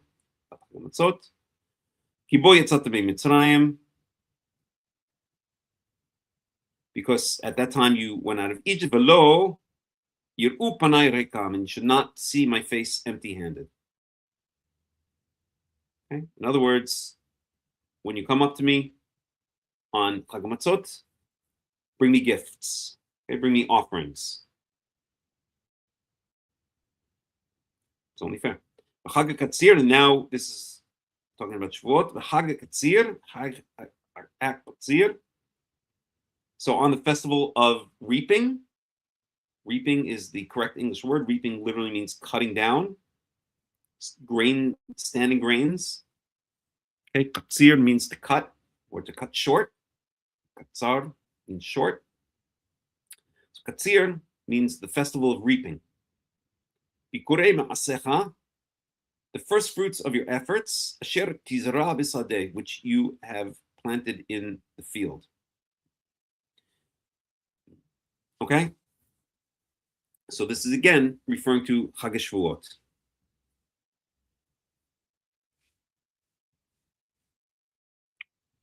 Let's get a translation here.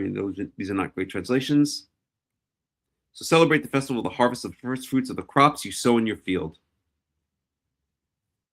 I don't like the translation at all, but good enough. Okay, V'chag Asif, and then we go on to, this is Sukkot, the festival of the ingathering, the fall harvest festival. But Tzeit Shana, when the agricultural year ends, when you gather in the fruit of your labors from the field. So the verse that is relevant to us is half of verse 16. Hag Katsir, the holiday of reaping, or the pilgrimage festival of reaping. Bikurei ma'asecha, the first fruits of your or the first of the fruits of your efforts, or the first fruits of the fruits of your efforts, tizara b'sadeh, that you planted in the field, right? So tizara b'sadeh, this means which you planted or seeded, put seeds into the field, right? So this is clearly referring to grain, because you don't plant apple trees. I mean, you do, but you only do it once, and then that's it. But here with grains, with barley, with wheat, you reseed each year. We've spoken before about the Gezer calendar. I'm not going to go into it right now, but it speaks about the season of sowing seeds. Okay, so each year, new seeds are sown for the grains, for the barley, the wheat, whatever else they grew, oats, spelt, rye, whatever different grains they had, but mostly barley and wheat. Those are the two grains that are mentioned in Deuteronomy 8:8, the so-called fruits of the land of Israel. So this is clearly referring to grains. Okay, and we also know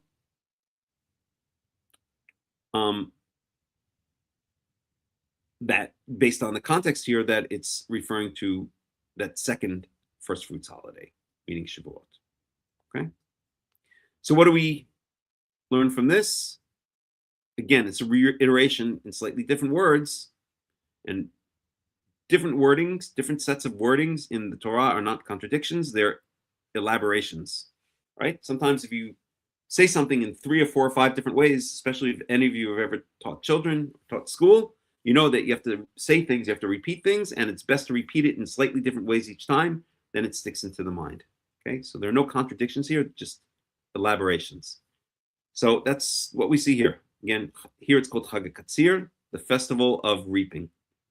And the context is festival of reaping of the first fruits, and the context here is clearly referring to this holiday of Shavuot, okay, of the wheat harvest. All right, let me check in and see if there's any questions or comments. No.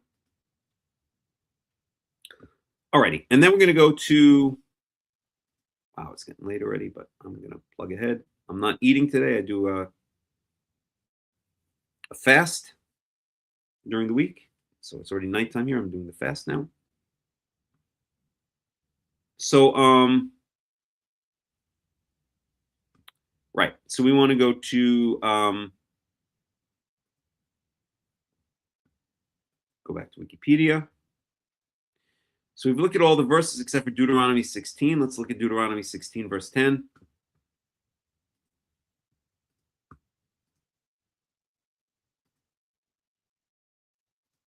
I like this new system. It's growing on me.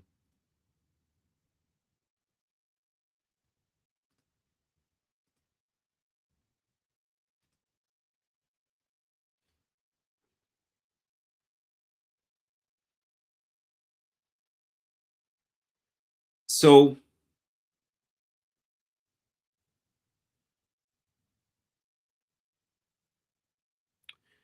Deuteronomy 16 mentions 3 holidays, and these are the 3 pilgrimage holidays. Right? These are the 3 Hagim. It doesn't mention Yom Teruah, and it doesn't mention Yom Kippurim.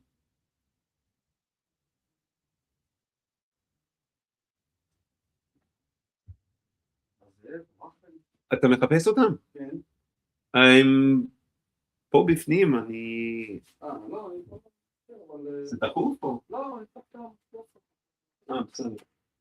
אני עושה עכשיו מין כזה שיעור, אז אם זה מפריע לך, תגיד לי. אם מפריע לך, תגיד לי.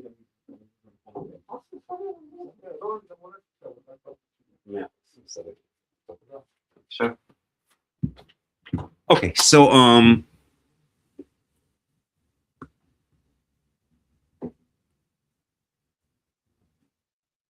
Okay, so here we have the three pilgrimage holidays. Passover is the first. The third, again, is tabernacles or booths or Sukkot in Hebrew.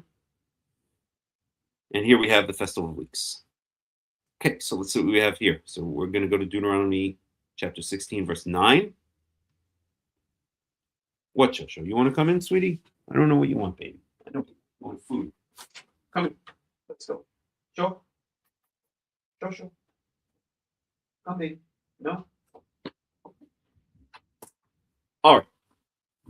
So again, we're going to have another reiteration of Festival of Weeks, Hag Shavuoth, and let's see what we can learn from this. Okay, verse 9, we're in Deuteronomy chapter 16, verse 9. Shiv'a Shavuot tisbar lach. So 7 weeks you shall count for yourselves.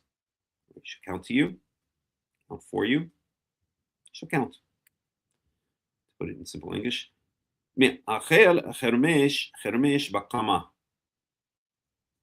So this is a very interesting phrase. So from when begins, or when well, let's translate the other words first. Chermesh is the sickle. Okay, you guys know what a sickle is? Let's get a picture of a sickle. I'm sure everybody knows. Okay, that's a sickle. That is what was and still is in many places in the world used for cutting down grain, specifically grain. Okay. Sickle. Get a better picture of it. Okay. Sickle, bagging hook, reaping hook, grass hook is a single-handed agricultural tool designed with variously curved blades and typically used for harvesting or reaping grain crops or cutting succulent forage, chiefly for feeding livestock. Falx, I never heard of that one. Weapon with a curved blade, interesting. Okay, since the beginning of the Iron Age, hundreds of region-specific variants of the sickle have evolved, initially of iron and later steel.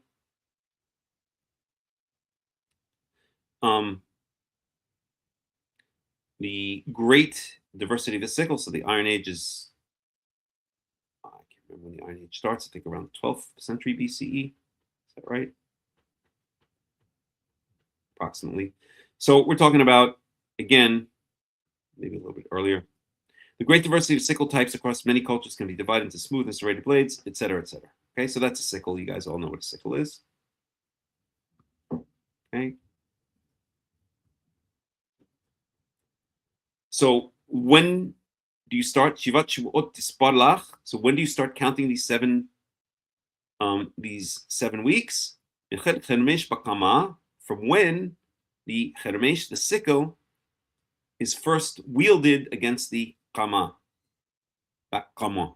What is Kama? Kama comes from the root Kuf Mem, I should say, which means to stand up straight, to stand erect. And it's usually, so Kam means to stand up, to arise, or to stand up straight. And Kama is usually translated, and again, it's one of these, again, horrible biblical English translation, as the standing grain. I hate that translation. Here, do it here, standing grain. What the heck does that mean? Well, if we look at grain and wheat or barley, okay, so let's take a look at a wheat field.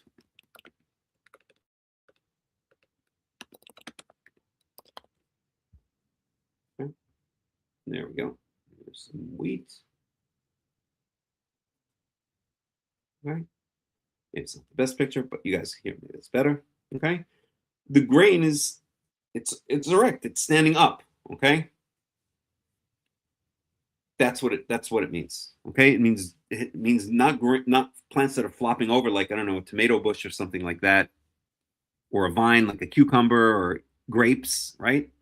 It means stalks of grain that stand straight up. That's what standing grain means, and that's where it comes from. Or in Hebrew, it's kama, which again comes from the underlying root kuf mem, which means to stand up straight or stand erect. Okay, standing grain, stalks. Okay, standing corn, grown up stalk. Where's it here? It comes from kum, which means to stand up, to rise. Okay. See if there's any other information we can get here. Not really.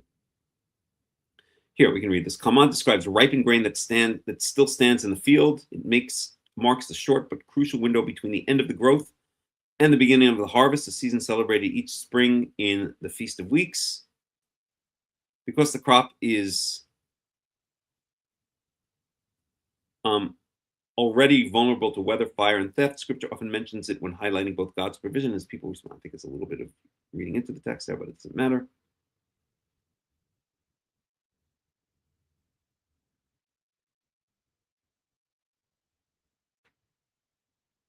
I think we get the idea. Oops. Myself.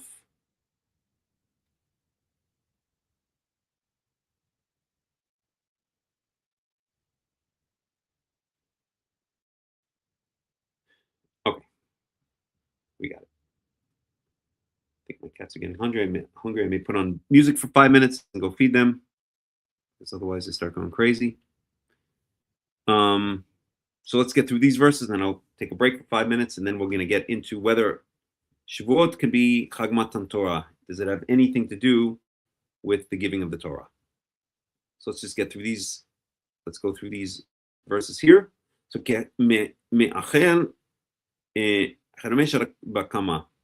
So when the sickle is first wielded on the standing grain, what is this referring to? The barley harvest. That's when you start counting those 7 weeks. Okay? That's when you shall begin to count 7 weeks. Hag Shavuoth Yahweh Elohecha, and you shall make a pilgrimage holiday of weeks, or holiday of weeks, to Yahweh your God.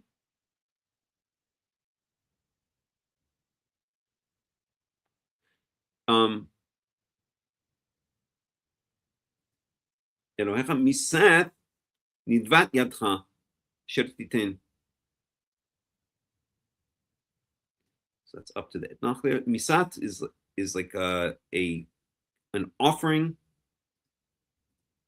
from the word mas.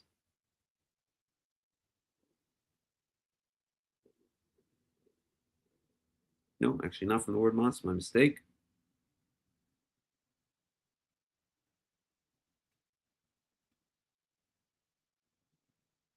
Derivation obscure.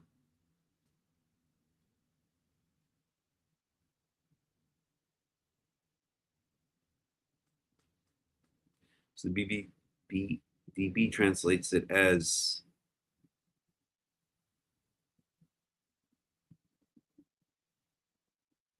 enough or sufficient. Okay, so misat nidvat yadcha. So from that which you find sufficient, to give generously or to give freely of your hand. Translated here, the NIV translates it as a free will offering. Okay. So asita Hag Shavuoth liyahweh Elohecha misat nidvat yadcha. Okay, according to that which you find to be adequate, an adequate free will offering from your hand, or of your hand. Okay. Asher titin. That's what you shall give. According to the blessing, or according to what Yahweh your God, or according to how Yahweh your God has blessed you. So in other words,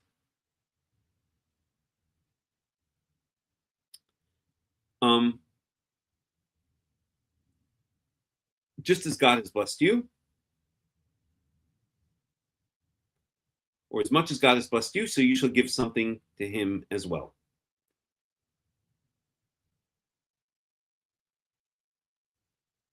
So the big question here is this referring to the 2 loaves of bread? Because this is a free will offering, right? There's not an amount mentioned. Remember, we saw in Exodus chapter 34 that it's 2/10 of an ephah. The 2 loaves to be made of a specific amount. And here this seems to be kind of also bring whatever you want.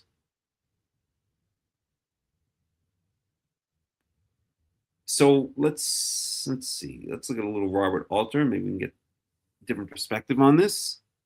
So we're going to Deuteronomy 16.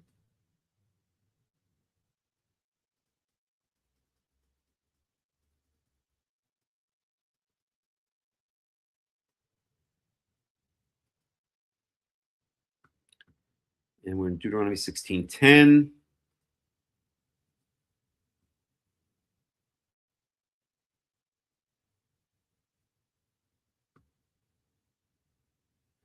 Page 1467.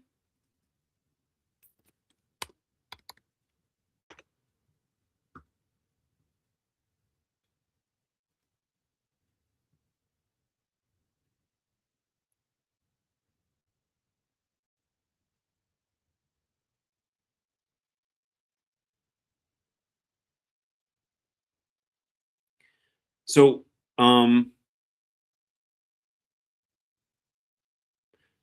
let's start here.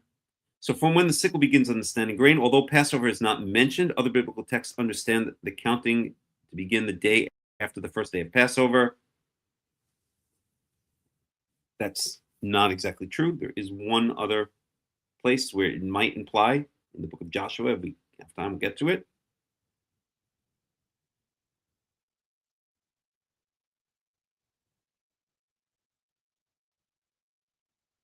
And here, verse 10, your hand's free will gift. The repeated emphasis here addressing a population of farmers and animal husbanders that is expected to enjoy a degree of prosperity is on voluntary gifts to the cult in proportion to the blessing that the donor has enjoyed. The priestly predilection for lists of stipulated sacrifices is entirely absent. So what Robert Alter is saying in kind of highfalutin language is this seems to be different from the 2 loaves of bread.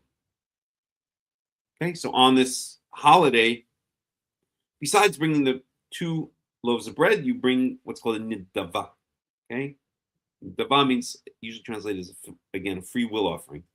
So it'd be nice if you also gave Yahweh some other gifts according to whatever you feel is in your heart to give.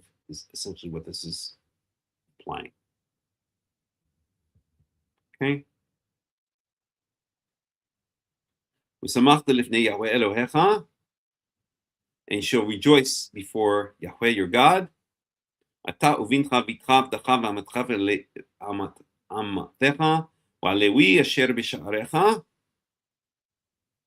and you shall rejoice before Yahweh your God, you, your son, your daughter, your male servant, your female servant, and the Levi that it literally is in your gates, but meaning that lives together with you in your city.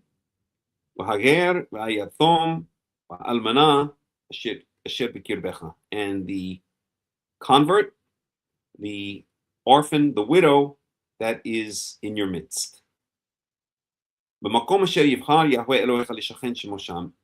the place that Yahweh shall choose, Yahweh your God shall choose to make his name dwell there. Okay, so on this day, on this Hag Shavuoth, okay, you go up. So males are required to go up to, again, Jerusalem, later revealed as Jerusalem. A lot of cat activity out there.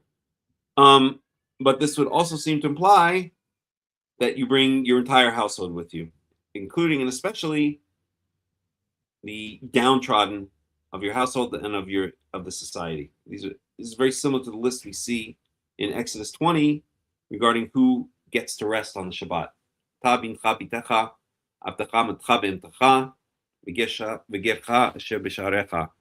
Your son, your daughter, your male slave, your female slave. By the way, see how we're treating the slaves? They rejoice with us, right? This is not some kind of hideous, oppressive slavery that we're talking about here. And so on. Okay? And this is done where? So this is done in the place that Yahweh shall choose to make his name dwell there. In other words, what is later revealed in the end of the second book of Samuel as Jerusalem, okay, the place where the temple is built, permanent house of Yahweh. Okay. Let's see if there's anything else we want to cover here. Just give me 1 second. Let me check in and see if there are any questions or comments. What is going on here? There we go.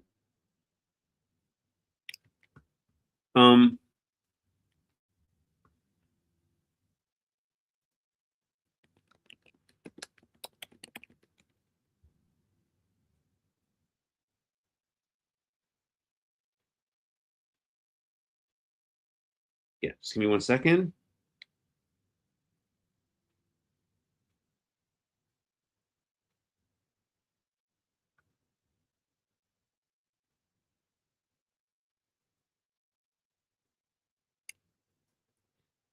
Yeah, give me 1 second here, please. I want to see if we should go into one other thing or we should go on to.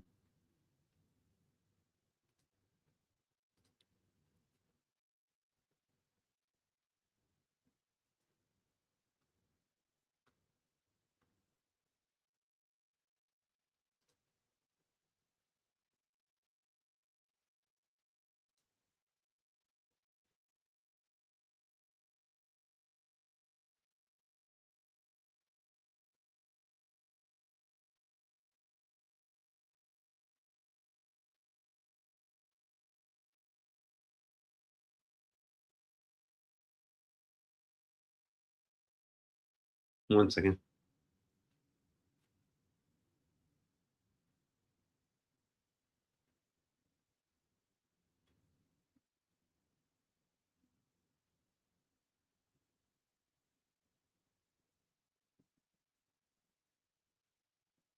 Okay, yeah, I think we're going to stop there.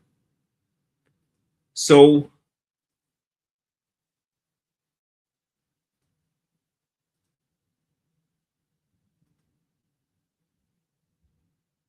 okay, any questions, any comments before we go on to a different topic? Anybody? So, should I put music on for a second? No, let's just move on. I just want to forge ahead. Yeah, it's good. You know what? It's good. It'd be good to take a 5-minute break. It's going to be better for the rest of the study. So let's take a 5-minute break. I'll put a little bit of music on, and then we will come back, and we will tackle the question of whether Hag Shavuoth, the Festival of Weeks, could possibly be Hag Matan Torah, the Festival of the Giving of the Torah. All right, so this goes up. And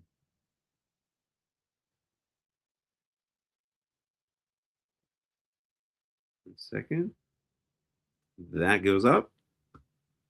Let's get a little bit of music going.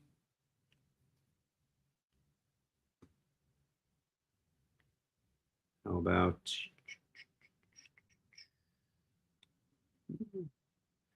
that's always a good one. Okay, so we'll be right back, guys.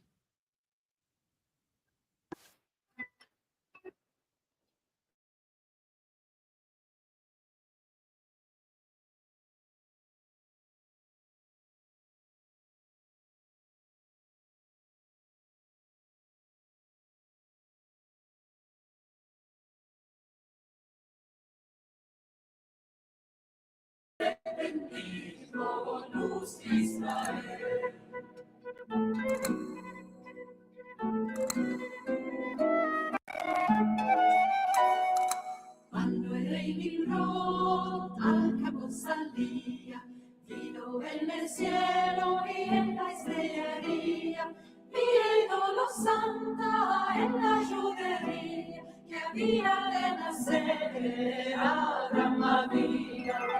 Abraham había, Padre querido, Padre bendito, luz de Israel. Abraham había, Padre querido, Padre bendito, luz de Israel.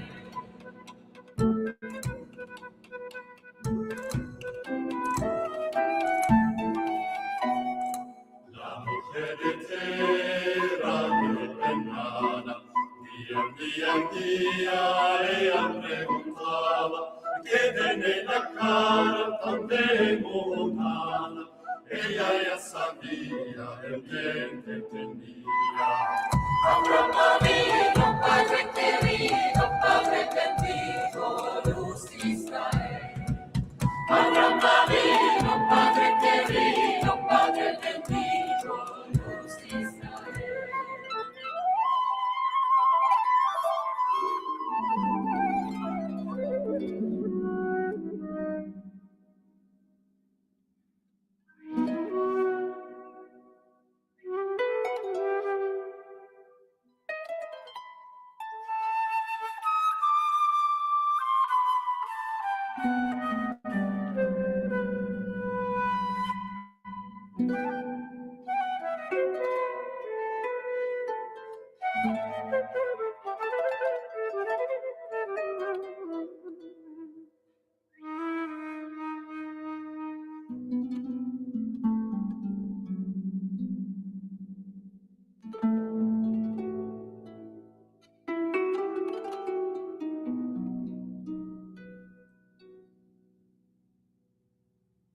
Al fin de los 9 meses pariquería, iba caminando por campos en viñas, y a su marido no le descubría, topó una mara y parería.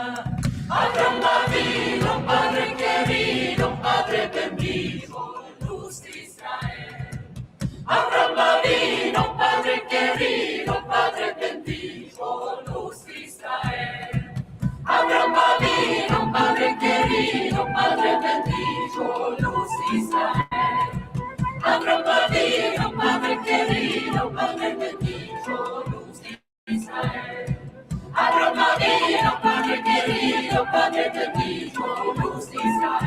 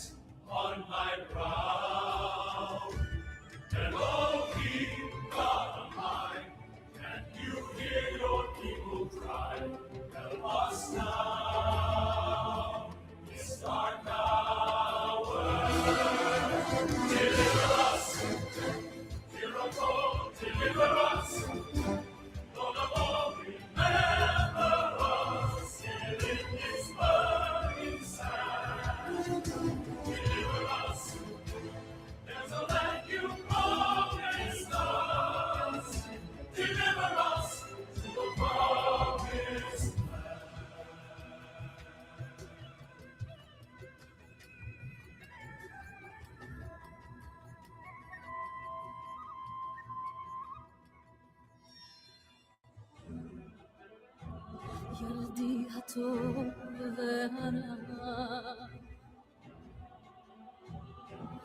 אל תירא ואל תפחד, my son.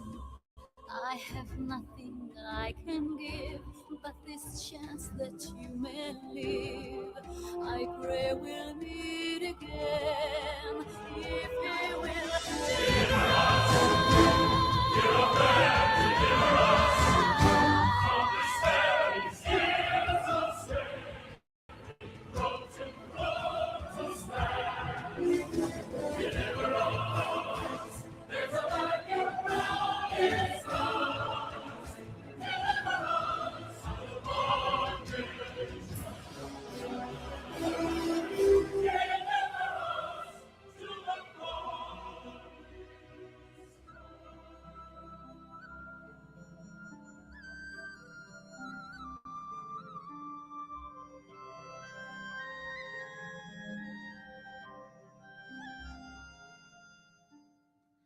Hush now, my baby, be still now, don't cry. Sleep as you're rocked by the stream. Sleep and remember my last lullaby. So I'll be with you when you dream.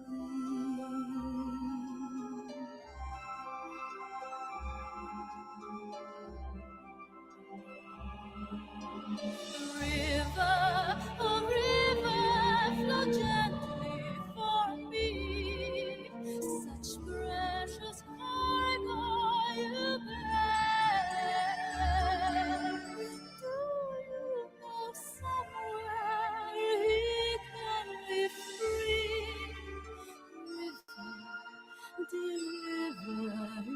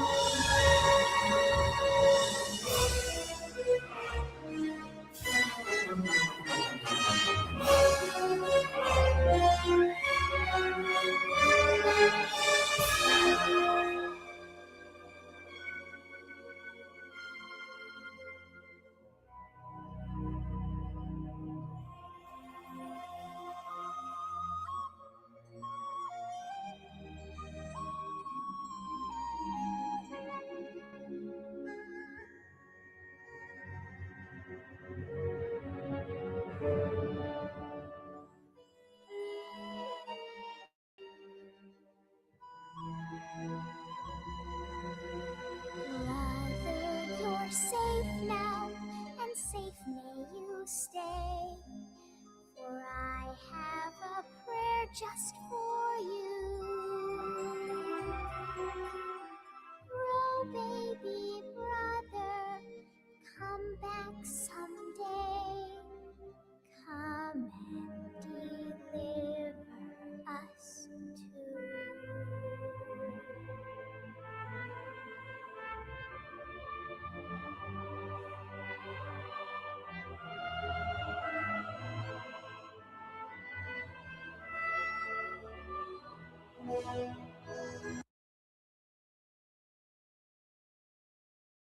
Oh, okay, we're back. So now we're going to go into a different topic. Let me just take care of some business here.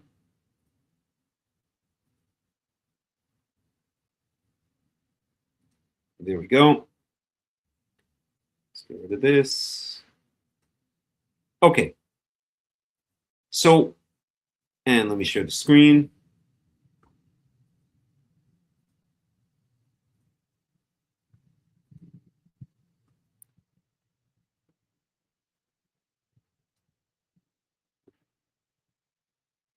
All right, so we have a claim from the rabbis that let's close this out. Let's close this out. Let's close this out. Let's close this out. Let's close this out. Okay, so we have a claim from the rabbis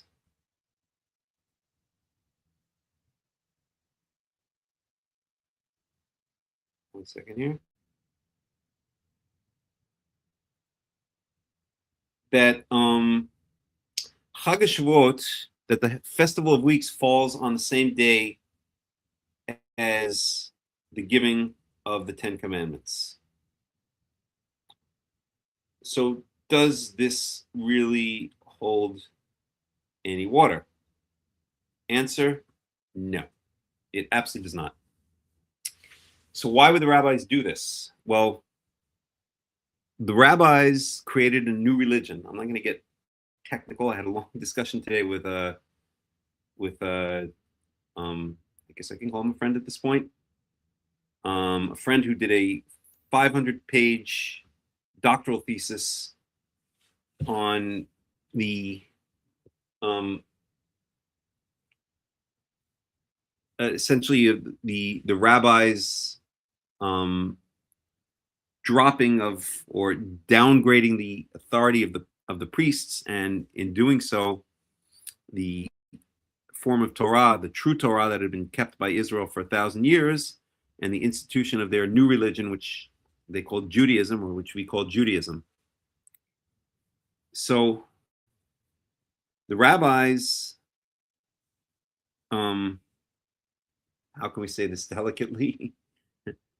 The rabbis probably were not too unhappy about the destruction of the Second Temple. So, being the scoundrels that they are, they cry crocodile tears over the destruction of the Second Temple. But in fact, the destruction of the Second Temple allowed them to complete their takeover of the nation of Israel and institute their new foreign derivative religion known as Judaism. And finally bury once and for all, well, not once and for all because it's coming back now, as Israel's ingathered to the land of Israel and we perhaps are reaching the end of days, but to bury for 2,000 years true Torah and replace it with their derivative religion known as Judaism. As I always say, as I said yesterday in the Shabbat Torah study, there are three derivative religions of true Torah.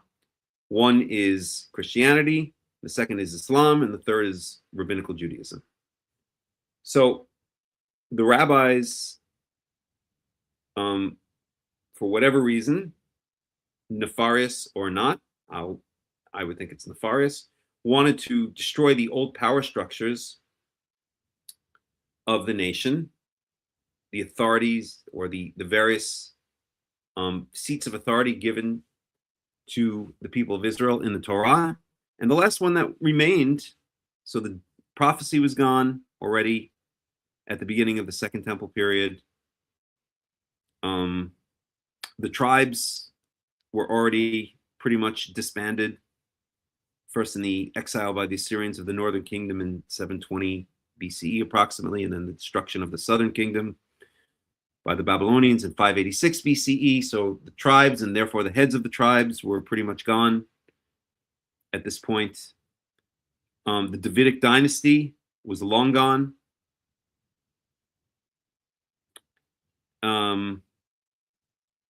And so the main seat of power, the main power structure had left was the Kohanim, was the priests and the Levites. And their power center was the temple, for obvious reasons. That's where they served. So what better way to get rid of this last seat of authority and usurp the power structures of the nation once and for all, take over the nation once and for all, than to get rid of, than to burn down the house where the Kohanim and the Levites had their power centered. So we can never prove it from the rabbinical writings, and this friend of mine that I spoke to today would not and does not go so far as to say that the rabbis deliberately helped with the destruction of the Second Temple. I might go that far, but he doesn't. He's a lot more, I guess, kind than I am, or at least academically careful than I'm being at the moment. Guilty as charged. And but at the very least, we could say that the destruction of the Second Temple certainly did not hurt the rabbis' campaign or attempt over Pharisees, and then later the rabbis' attempt to take over the nation. It certainly served their purposes. At the very least, we could say that. So they needed to give. So Hag Shavuoth has really no meaning without the temple standing, without the Beit HaMikdash standing, because you bring the loaves of bread to Jerusalem, to the temple, to the Kohen. So once the temple was destroyed, they needed to give this holiday a new meaning, a fake meaning, a false meaning. And they did. They came up with this idea that Hag Shavuoth, the festival of the first fruits of the wheat harvest, has no longer anything to do with the wheat harvest, except in mention. And now what it has to do with is this false holiday commemorating the giving of the Torah, specifically the Ten Commandments on Mount Sinai. And if you ever have lived among, or if you know about Orthodox Jewish communities, you know that the main focus, besides eating dairy, which also comes pretty much from the Middle Ages, so a very interesting video about that, but the main focus besides eating dairy is learning Torah. And in many communities, they'll stay up all night long learning what they call Torah. Most of it is just a colossal waste of time. It's not Torah. I don't know what it is. It's absolute nonsense. As I always like to say, most rabbinical Jews, even I'll say especially the learned ones, have never learned a single day of Torah in their entire lives. And that's sad but true.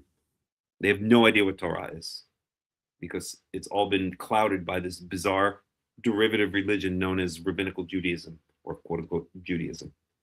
So the meaning of the Torah, if you ask any rabbinical Jew, Orthodox Jew, what Shavuot celebrates, they won't mention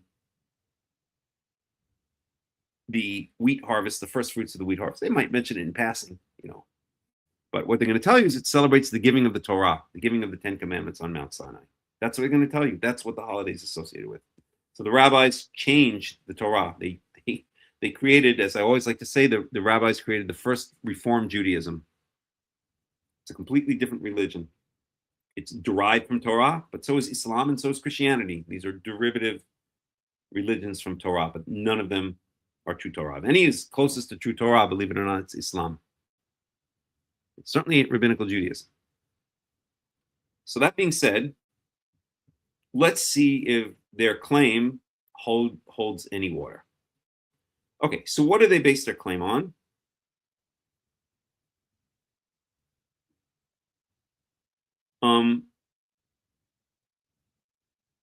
So we're going to go to Exodus chapter 19.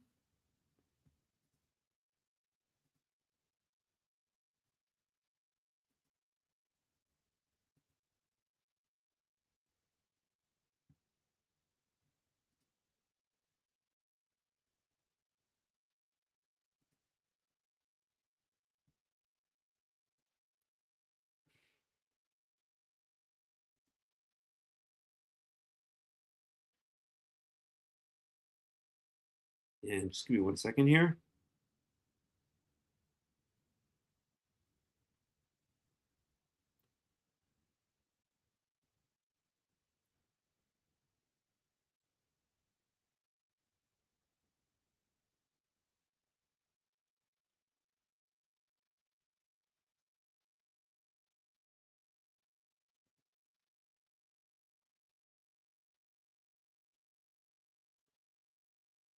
Okay.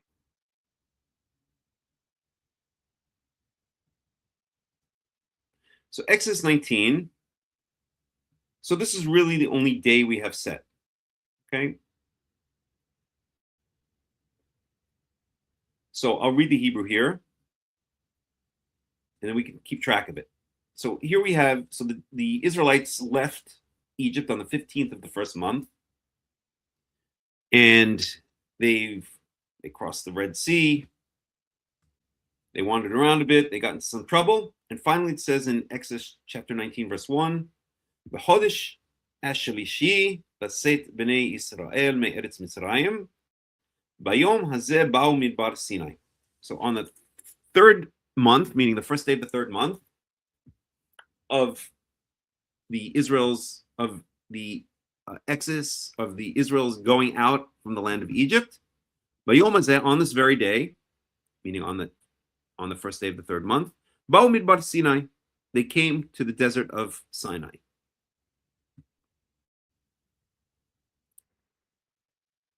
So what happens? I think we'll just read in the English just to speed things up a little bit, and if we need to refer to the Hebrew, we will. Okay? So it's the first day of the third month. So first of all, when do the Rabbinites say that Hag Shavuoth falls out? Well, there's already a problem with that.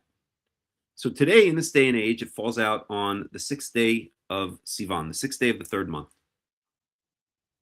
Okay, so we've got to fill in 6 days here. Okay, they arrive on the first day, and the rabbis' claim is that on the 6th of the third month, the 6th of Sivan, that's the Babylonian name for the month, that's when that's when the Israelites received the 10 Commandments. And therefore, Hag Shavuoth really is Hag Matan Torah. The Festival of Weeks really is the festival of the giving of the Torah. So the rabbis have to fill up 6 days. And boy, did they work hard to do that. So,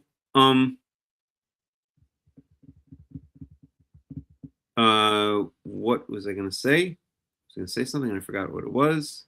Just give me 1 second here.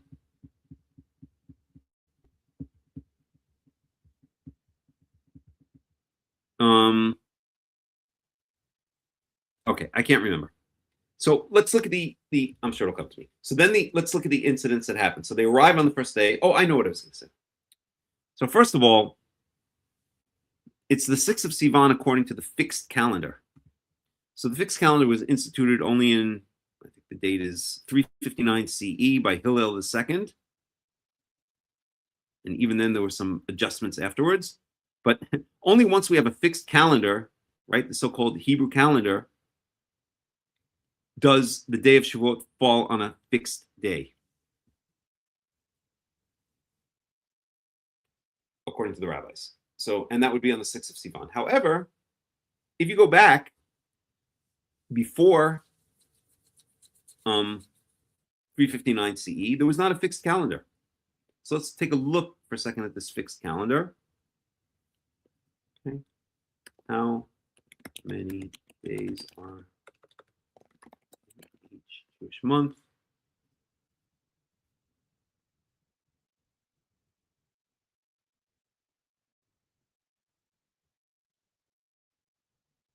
No, that's not what I asked.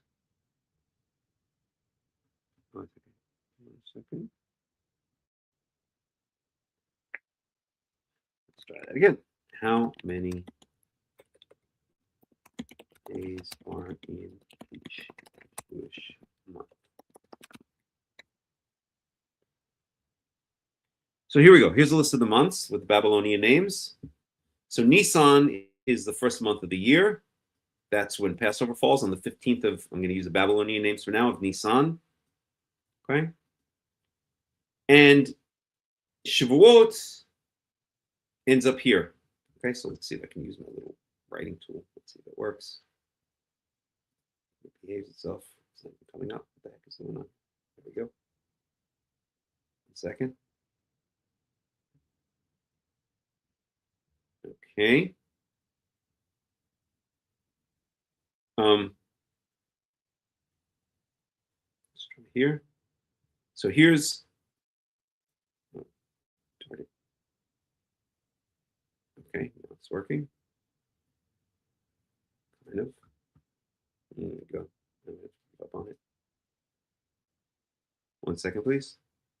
Oh, I'm not even sharing the screen. Try that again.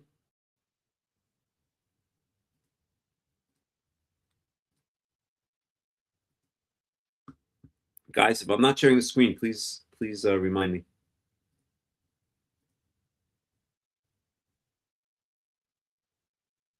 Okay, so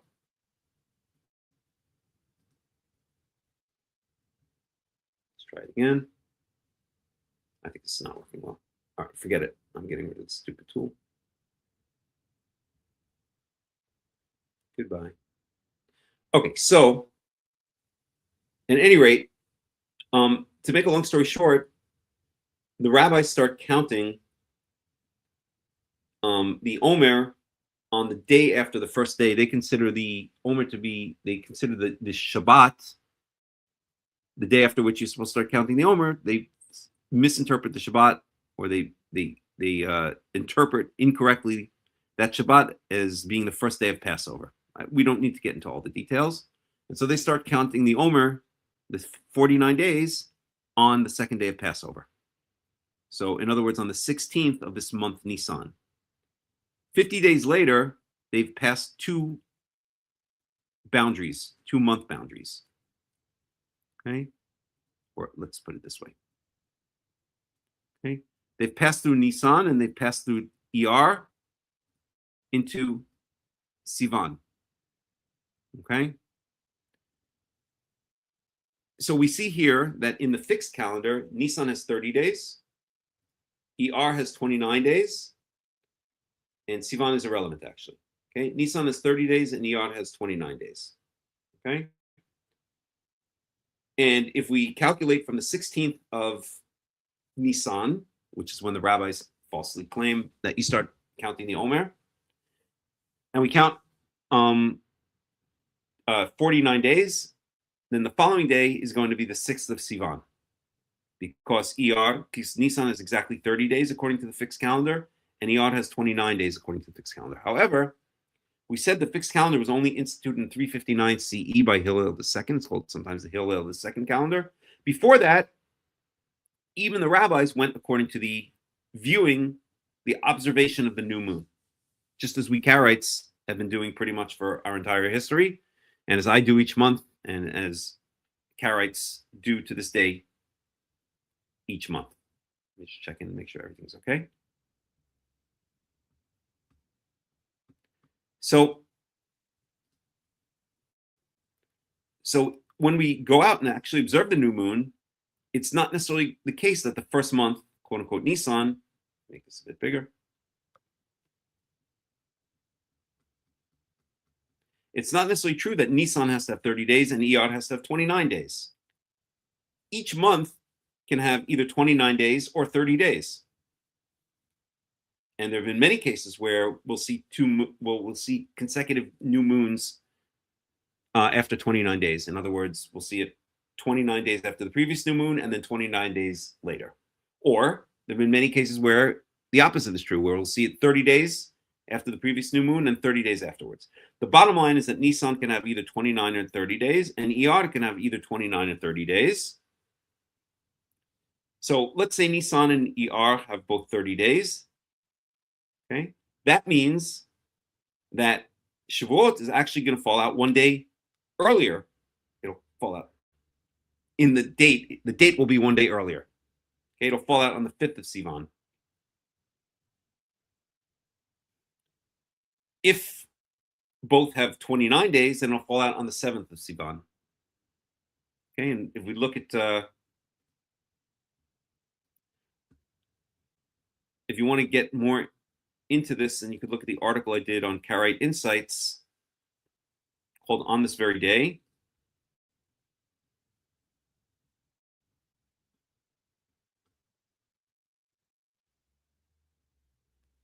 And let's see here.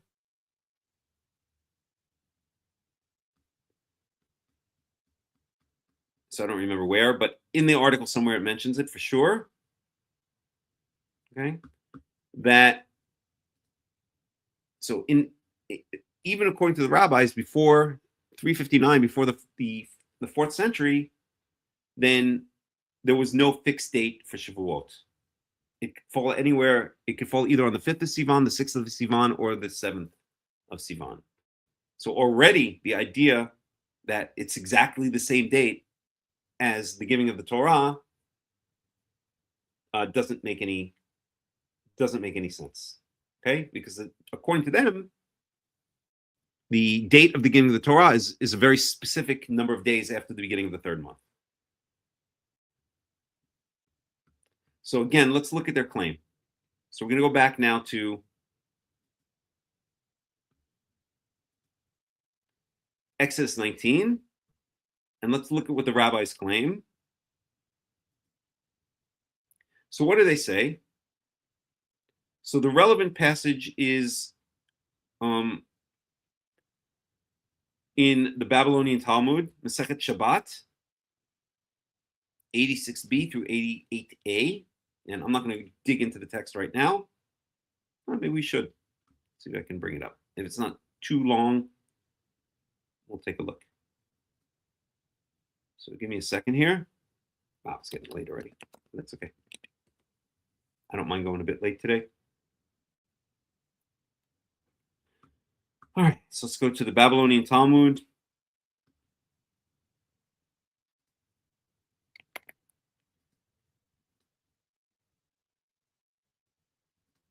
One second. Yeah, we're fine. So let's go to the Babylonian Talmud.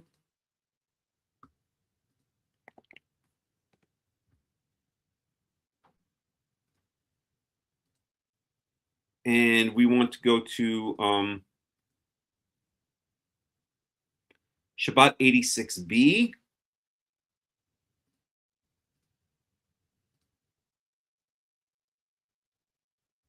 So there's Masechet Shabbat. 86.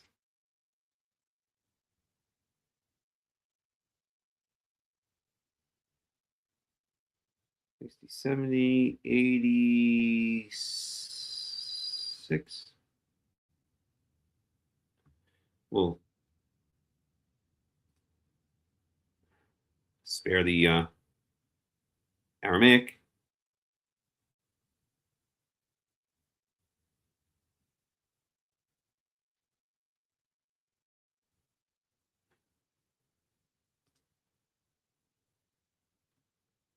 So 86b.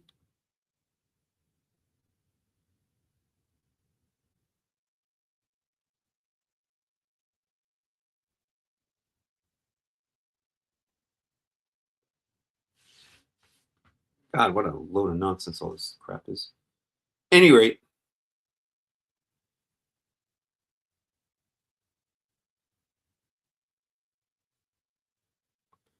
let's see if we can find it.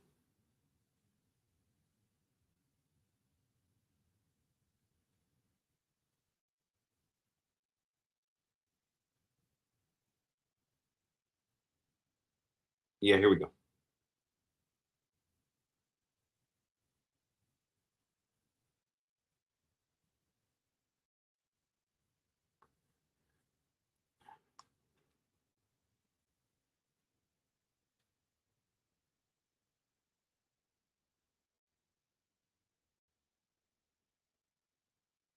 Okay, so here it is.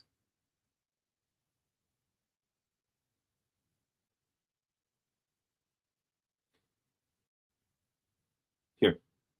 So we'll start here. Just make sure you can see this. So this is in the Babylonian Talmud. Shabbat, Masechet Shabbat, or Tractate Shabbat, 86b. The sages taught on the 6th day of the month of Sivan, the 10 commandments were given to the Jewish people. So they say specifically on the 6th day of the month of Sivan. Right? That's in the Babylonian Talmud. Now, the Babylonian Talmud was already assembled, for the most part, it was assembled in Babylon in the 5th and 6th century. So after the fixed calendar was already set, for the most part. So here, there's no contradiction. because according to the fixed calendar, which was established again in 359 CE, Shavuot always falls on the 6th day of the month of Sivan. But we saw that according to the non-fixed calendar, the observational calendar of the new moon, which even the rabbis kept before 359 CE, it could be either on the 5th, the 6th, or the 7th. So already we see the rabbis are full of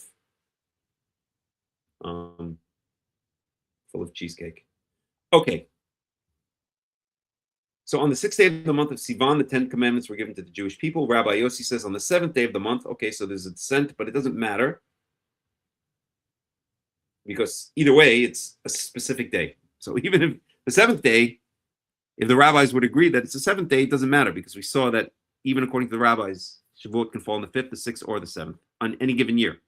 Meaning 1 year could be the 5th, the next year could be the 7th, the next year the 6th, and so on. Rabbah says, everyone agrees that the Jews came to the Sinai desert on the new moon. So here's a quote from Exodus 19:1. That's what we saw. Let's see if I can do this correctly. There we go. Okay.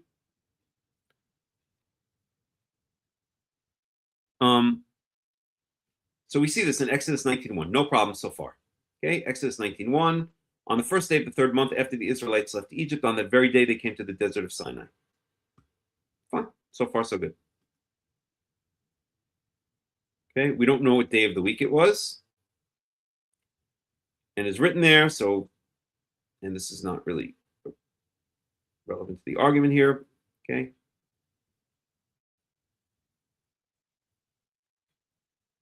I have no argument with this. It's clear the Israelites came to the desert of Sinai, to Mount Sinai, on the first day of the 3rd month. So we're going to skip ahead here.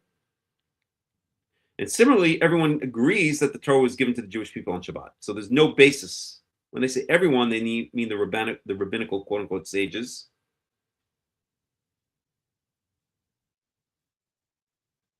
And then they do one of their little textual gymnastics tricks to try to prove that. If we had more time, we'd go into the details of it, but I think that would be called technically Hakesh, if I'm not mistaken. But they line up, it doesn't matter. They're claiming that the Torah was given, meaning the 10 commandments were given on the Shabbat. No proof of that whatsoever in the text of the Torah, but that's what the Gemara is claiming here. That's what the Talmud is claiming here. Okay. So now we get over here where Rabbi Yossi and the sages disagree. So we saw Rabbi Yossi said that Shavuot falls on the 7th day of Sivan, where the rest of the rabbis said it falls on the 6th day. So where Rabbi Yossi and the sages disagree is with regard to the determination of the month, meaning the day of the week that was established as the new moon. Rabbi Yossi held the new moon was established on the first day of the week, meaning Sunday. And on the first day of the week, he did not say anything to them during the weariness caused by the journey. So now what this Rabbi Yossi is doing, and maybe we could skip Rabbi Yossi's opinion and just get to a second. Now we'll stick with Rabbi Yossi's opinion, because then the rabbis are going to disagree with it. So what Rabbi Yossi is saying, yes, Yossi is saying that that the new moon was on a Sunday. That's when the Israelites, according to Exodus 19:1, arrived at Mount Sinai, which indeed they did. Not on a Sunday, but on the first day of the 3rd month. And so now Yossi's going to try to stretch out 7 days. He's got to fill in 7 days. He's got to make a filler for 7 days. Okay, so what's he going to do? So they didn't do anything. They rested when they got there, right? They went down to the hotel bar and had some drinks and went out for dinner or something like that. Okay, so they didn't do anything on Sunday. They just got there and rested. On the 2nd day of the week, meaning Monday, he said to them, and you shall be to me a kingdom priest. Okay, so what's he talking about? So now we're on Monday. We're on the 2nd day of Sivan. And Rabbi Yossi is saying that this happened on the 2nd day of Sivan. We're going back to Exodus chapter 19, verse 3. Let me just check in again and see if there's any questions or comments. Okay. Then Moses went up to God, and the Lord and Yahweh called to him from the mountain and said, "This is what you are to say to the descendants of Jacob, and what you're to tell to the people of Israel." So this is Monday, the 2nd of Sivan, the second day of the third month, according to Rabbi Yossi. You yourselves have seen what I did to Egypt, and how I carried you on eagle's wings and brought you to myself. Now, if you obey me fully and keep my covenant, then out of all the nations you will be my treasured possession. Although the whole earth is mine, you will be for me a kingdom of priests and a holy nation. These are the words you are to speak to the Israelites. Okay? So Rabbi Yossi is saying that this whole thing happened on the second day, on Monday, the 2nd of Sivan. Okay, so Moses went back and summoned the elders of the people.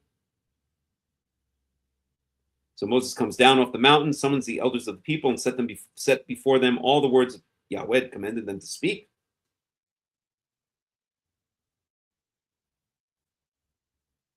The people all responded together, "We will do everything Yahweh has said." So Moses brought their answer back to the Lord. So now Moses goes down the mountain. He goes back up the mountain. Yahweh said to Moses, I'm going to come to you in a dense cloud so that the people will hear me speaking with you and will always put their trust in you. Then Moses told Yahweh what the people had said. Right? So what did the people say? We will do everything Yahweh said. So now Moses goes back up the mountain and delivers the message to God that the people are going to do everything that Yahweh said. And then Moses goes back down the mountain and says, "Go to the people and consecrate them today and tomorrow. Have them wash their clothes and be ready by the third day." So what Rabbi Yossi is saying is that this all happened, or at least the end of this happened,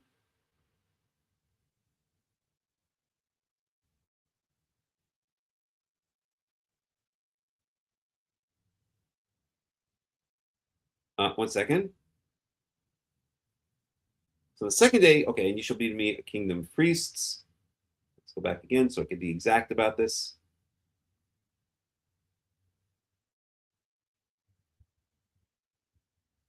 Yeah, so Moses goes up, gets the message from God, comes back down, and tells the Israelites all of this. And then Moses and then the Israelites say, "We'll do everything Yahweh says." Moses goes back up, tells God, then comes back down. And this is now the third day.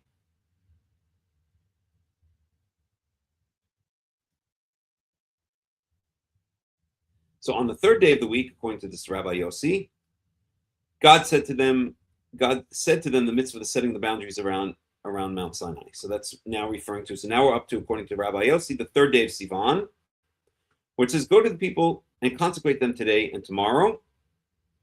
Have them wash their clothes and be ready by the third day, because on that day the Lord will come down on Mount Sinai in the sight of the people. Put limits for the people around the mountain and tell them, be careful that you do not approach the mountain or touch the foot of it." Okay, so this is now happening, according to Rabbi Yossi, on the third day of Sivan.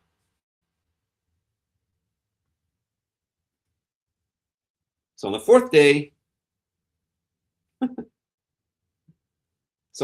of the week, the husbands and wives were separated from one another. Where's he getting that from?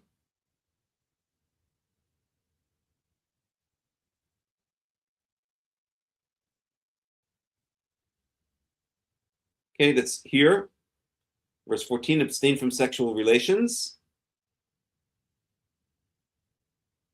He says, prepare yourself. So after Moses had gone down the mountain to the people, he consecrated them and washed their clothes. And he said to the people, prepare yourself for the third day, abstain from sexual relations. Okay, so Rabbi Yossi is saying that that's the next day. So now we're on the fourth day of Sivan.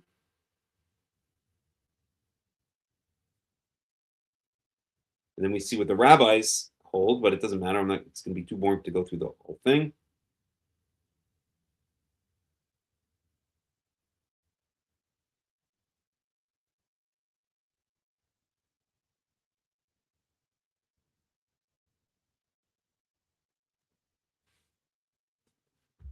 This is going to get too complicated. Broke the tablets. Sinai.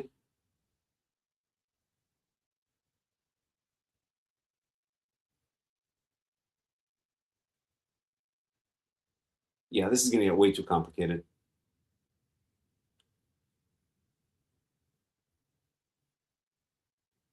So I'm going to make it simple because otherwise we'll be here for an hour and a half.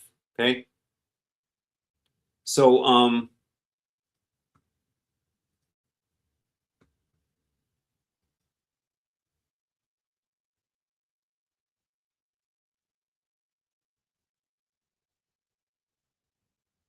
so basically this sanctification, so the rabbis say it's on the 6th day.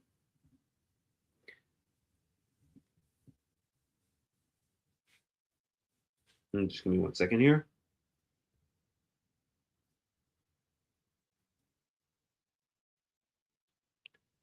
Let's just look at the rabbis for 1 second.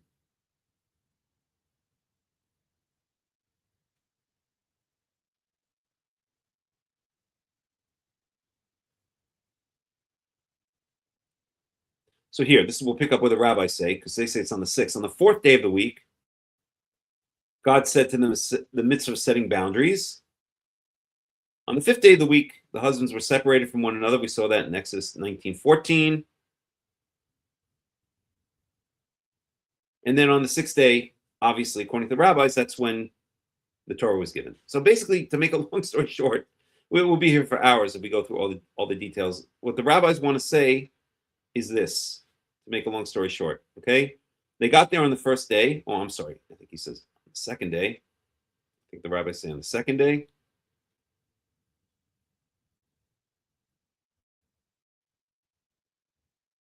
No, on the 1st day. They rested. On the 2nd day, Moses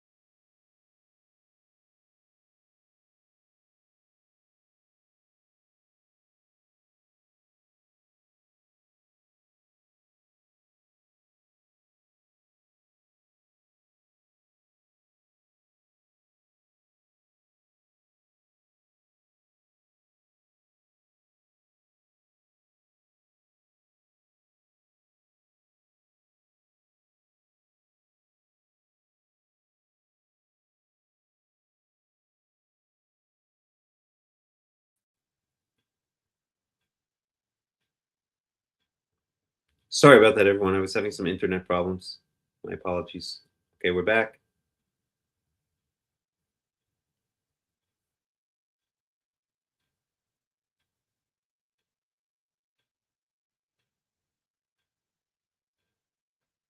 Okay, we should be back.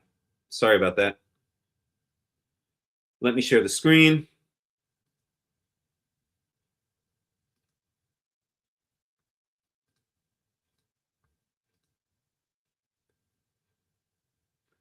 Okay, so I don't know how much you guys didn't hear, but to make a long story short, the whole thing is just contrived by the rabbis and doesn't have any basis in what really happened. We have no time frames. There's a whole bunch of things that happen, right? Moses going up to the mountain, God giving the message, right? I brought you here on eagle's wings, etc. Moses coming back down, assembling the elders or the people of Israel returning the message that will keep God's command. Moses going back up, delivering that message to Yahweh, coming back down, telling the people that on the third day they should be ready to receive the 10 commandments. But there's no time frame for any of those aside from the 3 days, but we don't know when those 3 days start. 1 second. Show, come here. Show. Show. Okay. Not only that, but we have another thing that has to be taken into account here. And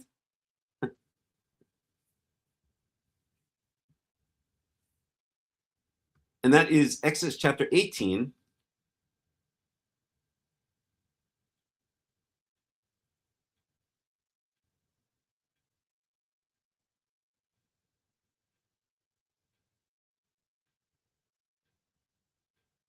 And 1 second here.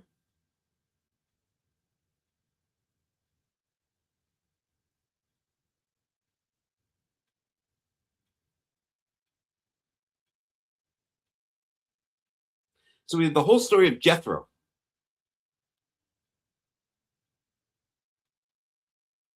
Now, let's see why this complicates things even further. So we see, I'm going to read again in the English. Let me just check in and make sure that we're getting signal here correctly.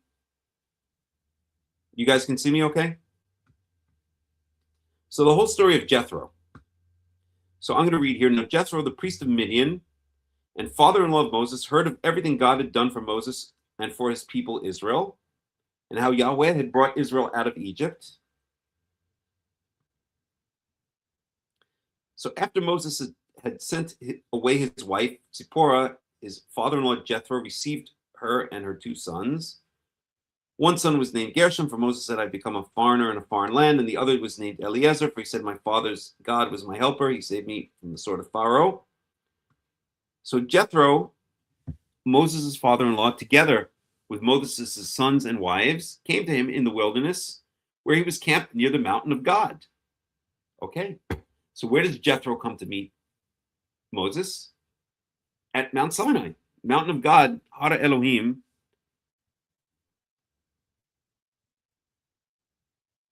Okay, Hara Elohim is the mountain of God. And if we want any proof of that, we can go back to Exodus chapter 3, the burning bush. Maybe we should do that for a second. Okay, so when it says the mountain of God, that's clearly speaking about Mount Sinai. Because we have in Exodus chapter 3, let me find it here for a second. So this is the burning bush.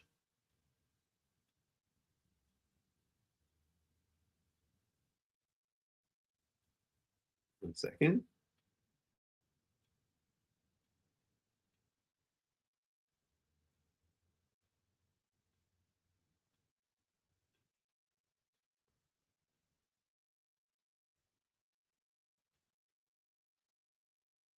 Looking for a specific verse, but this will do, okay? So verse 12, Exodus chapter 3, verse 12. And he said, I will be with you. This is Yahweh speaking to Moses at the burning bush. And this will be for you a sign, or the sign, that I've sent you. Sent you where? To the Israelites. When you take the nation, the people out of Egypt, Elohim, ala harazeh, you will worship God on this mountain. Okay, so here it implies that this mountain is the mountain of God, but there are other places explicitly where it's called the mountain of God. So in case there's any doubt, which there isn't, Jethro comes to Moses at Mount Sinai when the Israelites are already camped at Mount Sinai. Well, when did the Israelites arrive in Mount Sinai? They arrived in Mount Sinai on the first day of the third month. Okay, so Jethro comes to them sometime after the first day of the third month. And what does Jethro do? He sees that Moses is sitting. He brings, first of all, Moses, his wife and children, but he sees that Moses is sitting from day to night. Okay, the next day Moses took his seat to serve as judge for the people, and they stood around him from morning till evening. When his father-in-law saw all that Moses was doing for the people, he said, what is this you are doing for the people? Why do you sit alone? Why do you sit alone as judge? Why, while all these people stand around you from morning till evening?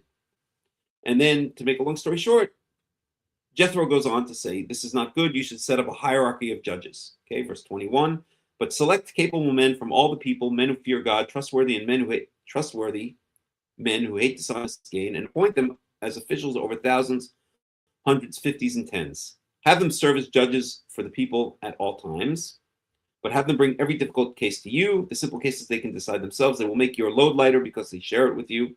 If you do this and God so commands, you'll be able to stand the strain, and all these people will go home satisfied. So basically, Jethro comes to Mount Sinai, sees Moses sitting from day to night, judging all the people, wearing himself out, judging all these cases. And Jethro recommends to Moses that what he should do is set up a whole bunch of hierarchy of judges, and only the most difficult case, and Moses would essentially act as a Supreme Court, and only the most difficult cases would be brought to Moses. Well, when did all this happen? Well, we don't know. We don't have an exact point in time, but we do have a minimum. We do have a lower boundary, and that we know is the first day of the third month, because we see here that Jethro, okay, came to Moses when he was camped near the mountain of God, and we see in Exodus 19 that Moses arrived at Mount Sinai, or in the desert of Sinai, on the first day of the third month.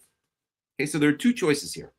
This whole story of Jethro watching Moses judge the people, and then making this suggestion, and then Moses setting up the hierarchy of judges, right? Which takes God knows how many days to do that. It didn't all happen in the same day, because it said that he watched Moses judge the people from morning to evening. So it's at least 2 days, but probably much more than that.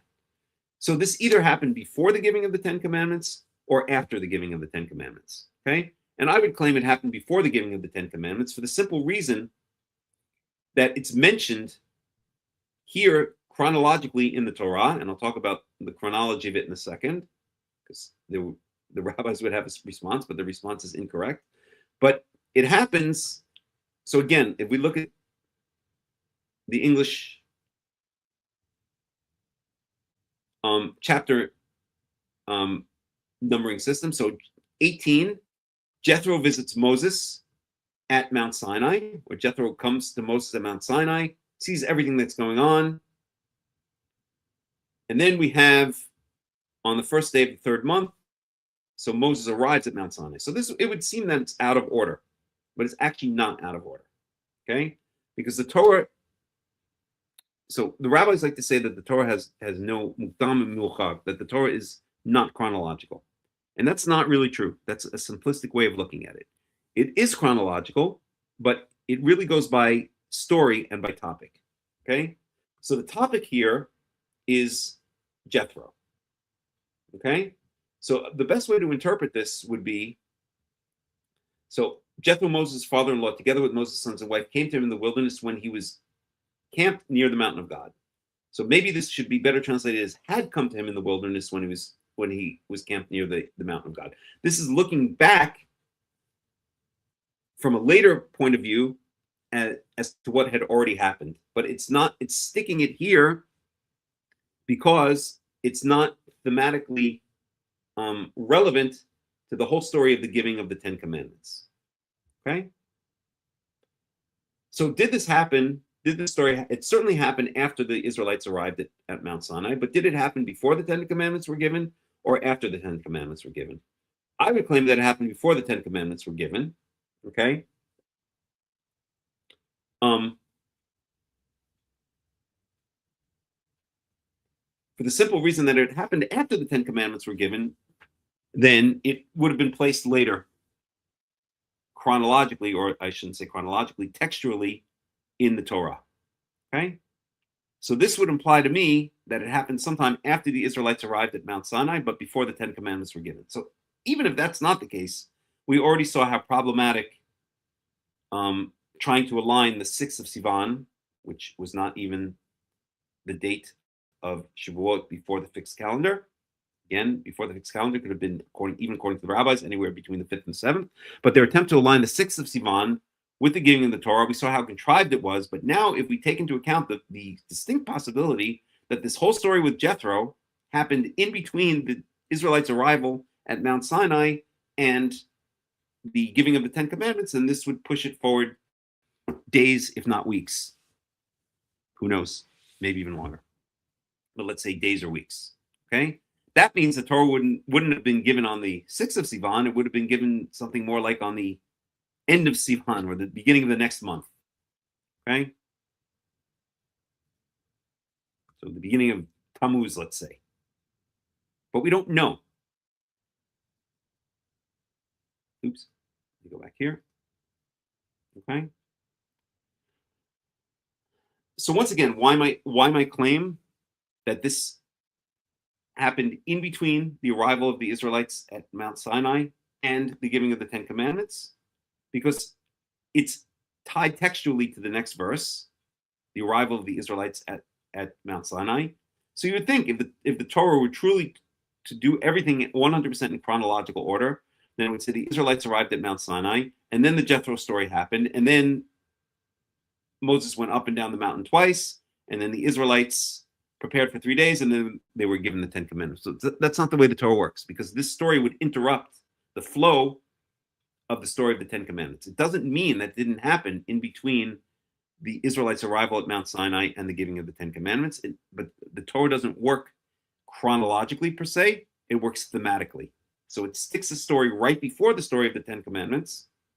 Okay, the Moses going up and down the mountain twice, the Israelites preparing for 3 days, and then the Ten Commandments being given on that third day. So so the text of the Torah sticks it here thematically because it happened at some point in that time, or because chronologically it happened at some point in the time, but thematically it would interrupt the flow of the story of the giving of the Ten Commandments. Okay, I have no proof for that. It could have happened after the Ten Commandments. But if you look again in the text, if we go on, so Exodus 19 is Moses going up and down the mountain twice and telling the Israelites to prepare for 3 days. 20 is the giving of the Ten Commandments. And then we get into a whole bunch of laws. Okay? Mishpatim. Okay? And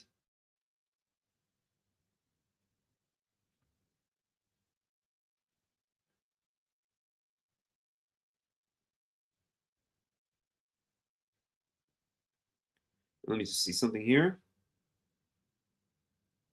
And then Moses goes up the mountain at some point for 40 days. Okay? So if we go back to Exodus 18, the story of Jethro,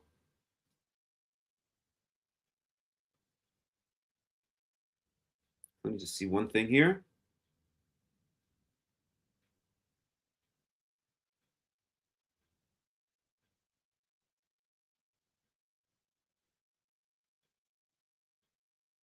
Right? We even have here at the end, then Moses sent his father-in-law on his way, and Jethro returned to his own country.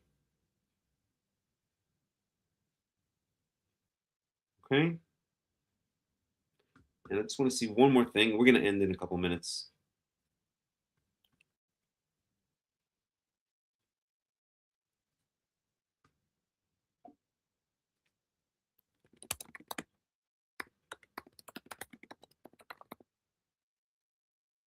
One second, please.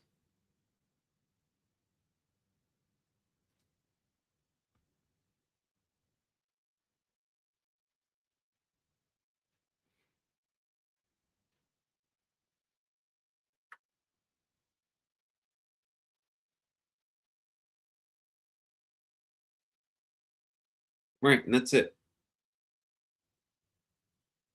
So there's no more mention of Jethro, really. I'm pretty sure for the rest of the entire Torah.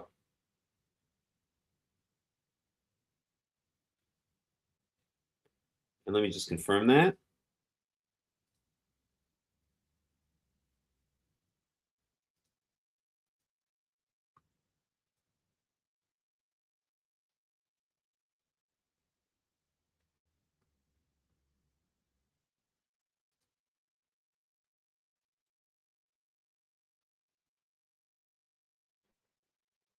It's chronological, so 18.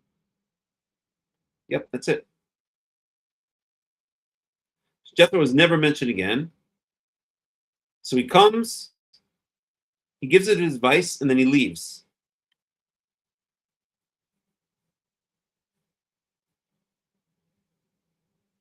Okay? So again, though we can't pinpoint this exactly in time, the way it's set up in the text, it would seem that it's a high possibility that happened. It certainly happened after Moses and the Israelites arrived at Mount Sinai. But the big question is, did it happen before the giving of the Ten Commandments or after the giving of the Ten Commandments? If it happened before the giving of the Ten Commandments, then that blows the rabbi's idea of Shavuot being Hag Matan Torah, being the day of the giving of the Torah, completely out of the water. But even if it happened afterwards, which I don't think it did, for the reasons I gave, then still the rabbis don't have a leg to stand on. It's all wishy-washy. First of all, to sum up, before the fixed calendar of Hillel II in 359 CE, even according to the rabbis, Shavuot did not fall on a fixed day. It could either be on the 5th, the 6th, or the 7th. Second of all, we saw how they tried to retrofit, right? They made up this contrived idea. Again, we'd have to spend an hour or two to go through it in detail, but essentially that the Israelites came on the first day of the third month, which is the only actual pinpoint in time we have, Exodus 19:1. They rested. Moses went up the mountain and down the mountain on the second day, went up and down the mountain again on the third day, and then fourth, fifth, and the fourth and the fifth, then they told the Israelites, or on that same day, I guess, or no, the following day, the fourth and the fifth, he told them to prepare, and then on the sixth day, they got the Torah. So it's all very wishy-washy. There's no pinpoint in time aside from the arrival of the Israelites at Mount Sinai on the first day of the third month. And things could have taken Moses, all of that stuff, Moses going up and down the mountain twice, could have taken a week each time or a month each time. We don't really know. We do have the 3 days, right? Okay, consecrate yourselves and be ready for the third day. Okay, that's 3 days, but we don't know when the beginning of those 3 days are. So everything is just retrofitted. It's all an attempt by the rabbis to change the meaning of the holiday of Shavuot from the holiday of the Bikurim, of the first fruits of the wheat harvest, to a holiday which has no basis whatsoever in the Torah, which is never mentioned in the Torah, Hag Matan Torah, the day of the giving of the Torah. It's an attempt to dispossess the Kohanim, to change a holiday which was centered around. We saw it's a Chag. It's one of the Regalim. It's one of the pilgrimage holidays. Okay, where all of the males, all the adult males, and we saw also the sons, the daughters, the male slaves, the female slaves, should all go up to Jerusalem. The whole nation essentially should go up to Jerusalem, to the temple where the Kohanim, where the priests served, and bring the 2 loaves offering, the first fruits of the wheat harvest.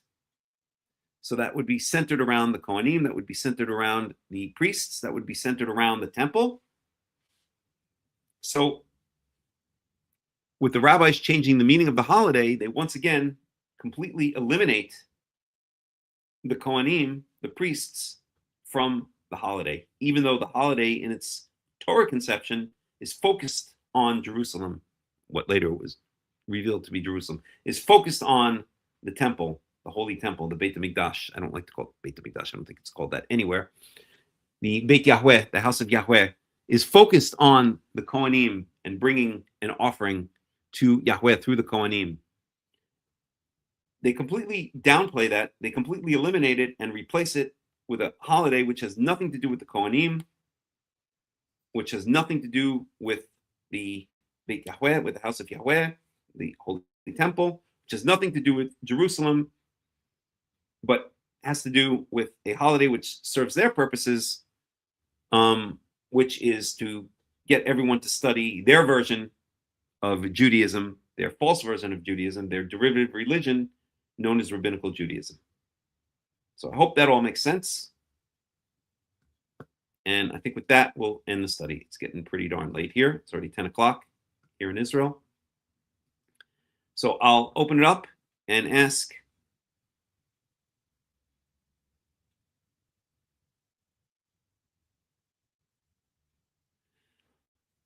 one scenario I've heard is the 50-day count for the same as the number of days it took for the 2 tablets to be given to the people. 2 loaves of bread would represent the 2 tablets.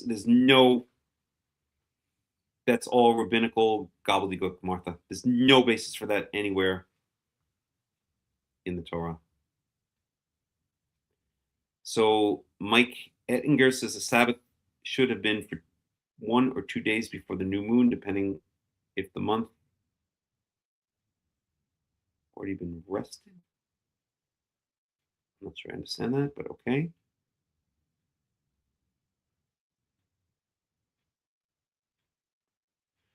I'm not sure I understand Mike Ettinger's point, but it's late here. Okay. I don't understand accounting. Someone you know did the study. Okay. Well, good for them. I don't know who you're talking about. I don't even want to know. I have a hint. I have an idea. I think I have an idea of what you might be saying, but it doesn't matter. The point is, the rabbis pulled this rabbit out of a hat because they wanted to change the meaning of the holiday of Hag Shavuoth from a holiday centered on the agricultural season, centered on bringing an offering to the temple in Jerusalem, to the Kohanim, and they wanted to downplay the role of the Kohanim, downplay the role of the temple, and replace it with the holiday, with their derivative holiday, which has no basis in the Torah, but which serves their purposes to divert power from the Kohanim, to divert power from the Levites, and to institute an alternate derivative religion upon the people of Israel, which, as Karaites, we know, has plagued and destroyed the nation of Israel for the past 2,000 years. The rabbinical Jews always like to say, oh, we've been doing it this way for 2,000 years. Yeah, you're darn right. 2,000 years ago, as I mentioned yesterday in the Shabbat Torah study, brings us square into the Roman period. So 2,000 years ago would have been the year 26 CE. And that's already less than 50 years before the destruction of the Second Temple. The Romans are ruling over the land. So 2,000 years doesn't really speak much to me as an Israelite. 3,000 years does. That brings us back into the period where the Israelites, at least those loyal to Yahweh, were still keeping the true Torah. But 2,000 years ago, we're already in the period where the rabbis had almost completed, I guess at that point they were still the Pharisees, had almost completed their takeover of the nation of Israel, which culminated in the destruction of the Second Temple, which either they outright supported, or if not, were not too unhappy about, in my opinion, though they cry crocodile tears over the destruction of the Second Temple. That was the final nail in the coffin for the Kohanim and for the Levites, which the rabbis explicitly attempted to replace. So with that, we're going to end the study. If there are any questions, now would be the time to ask it. If not, we'll close up the study. And I'll thank you all for joining me. Our next study will be this Shabbat. We'll continue. We're going to be in Leviticus chapter 26. And once again, I won't go through it. I hate going through all this stuff, but if it is in your heart to donate, you can join our community. If you join the community, you'll get a lot more access to the resources of the community, including a lot more direct communication with myself and the other leaders of the community. I try to give it a priority for those who join the community. And we have a lot of stuff we need to do. We really do. So joining the community or supporting us financially will really help the situation. So this is the QR code for joining the community. Join the WAC. In a second, I'll put the one up for giving us a donation if you wish to do that. And other than that, I will wish you all a Hag Shavuoth Sameach, happy Festival of Weeks, and we will see you again soon. Thanks for joining the study, and see you guys all again soon. Bye.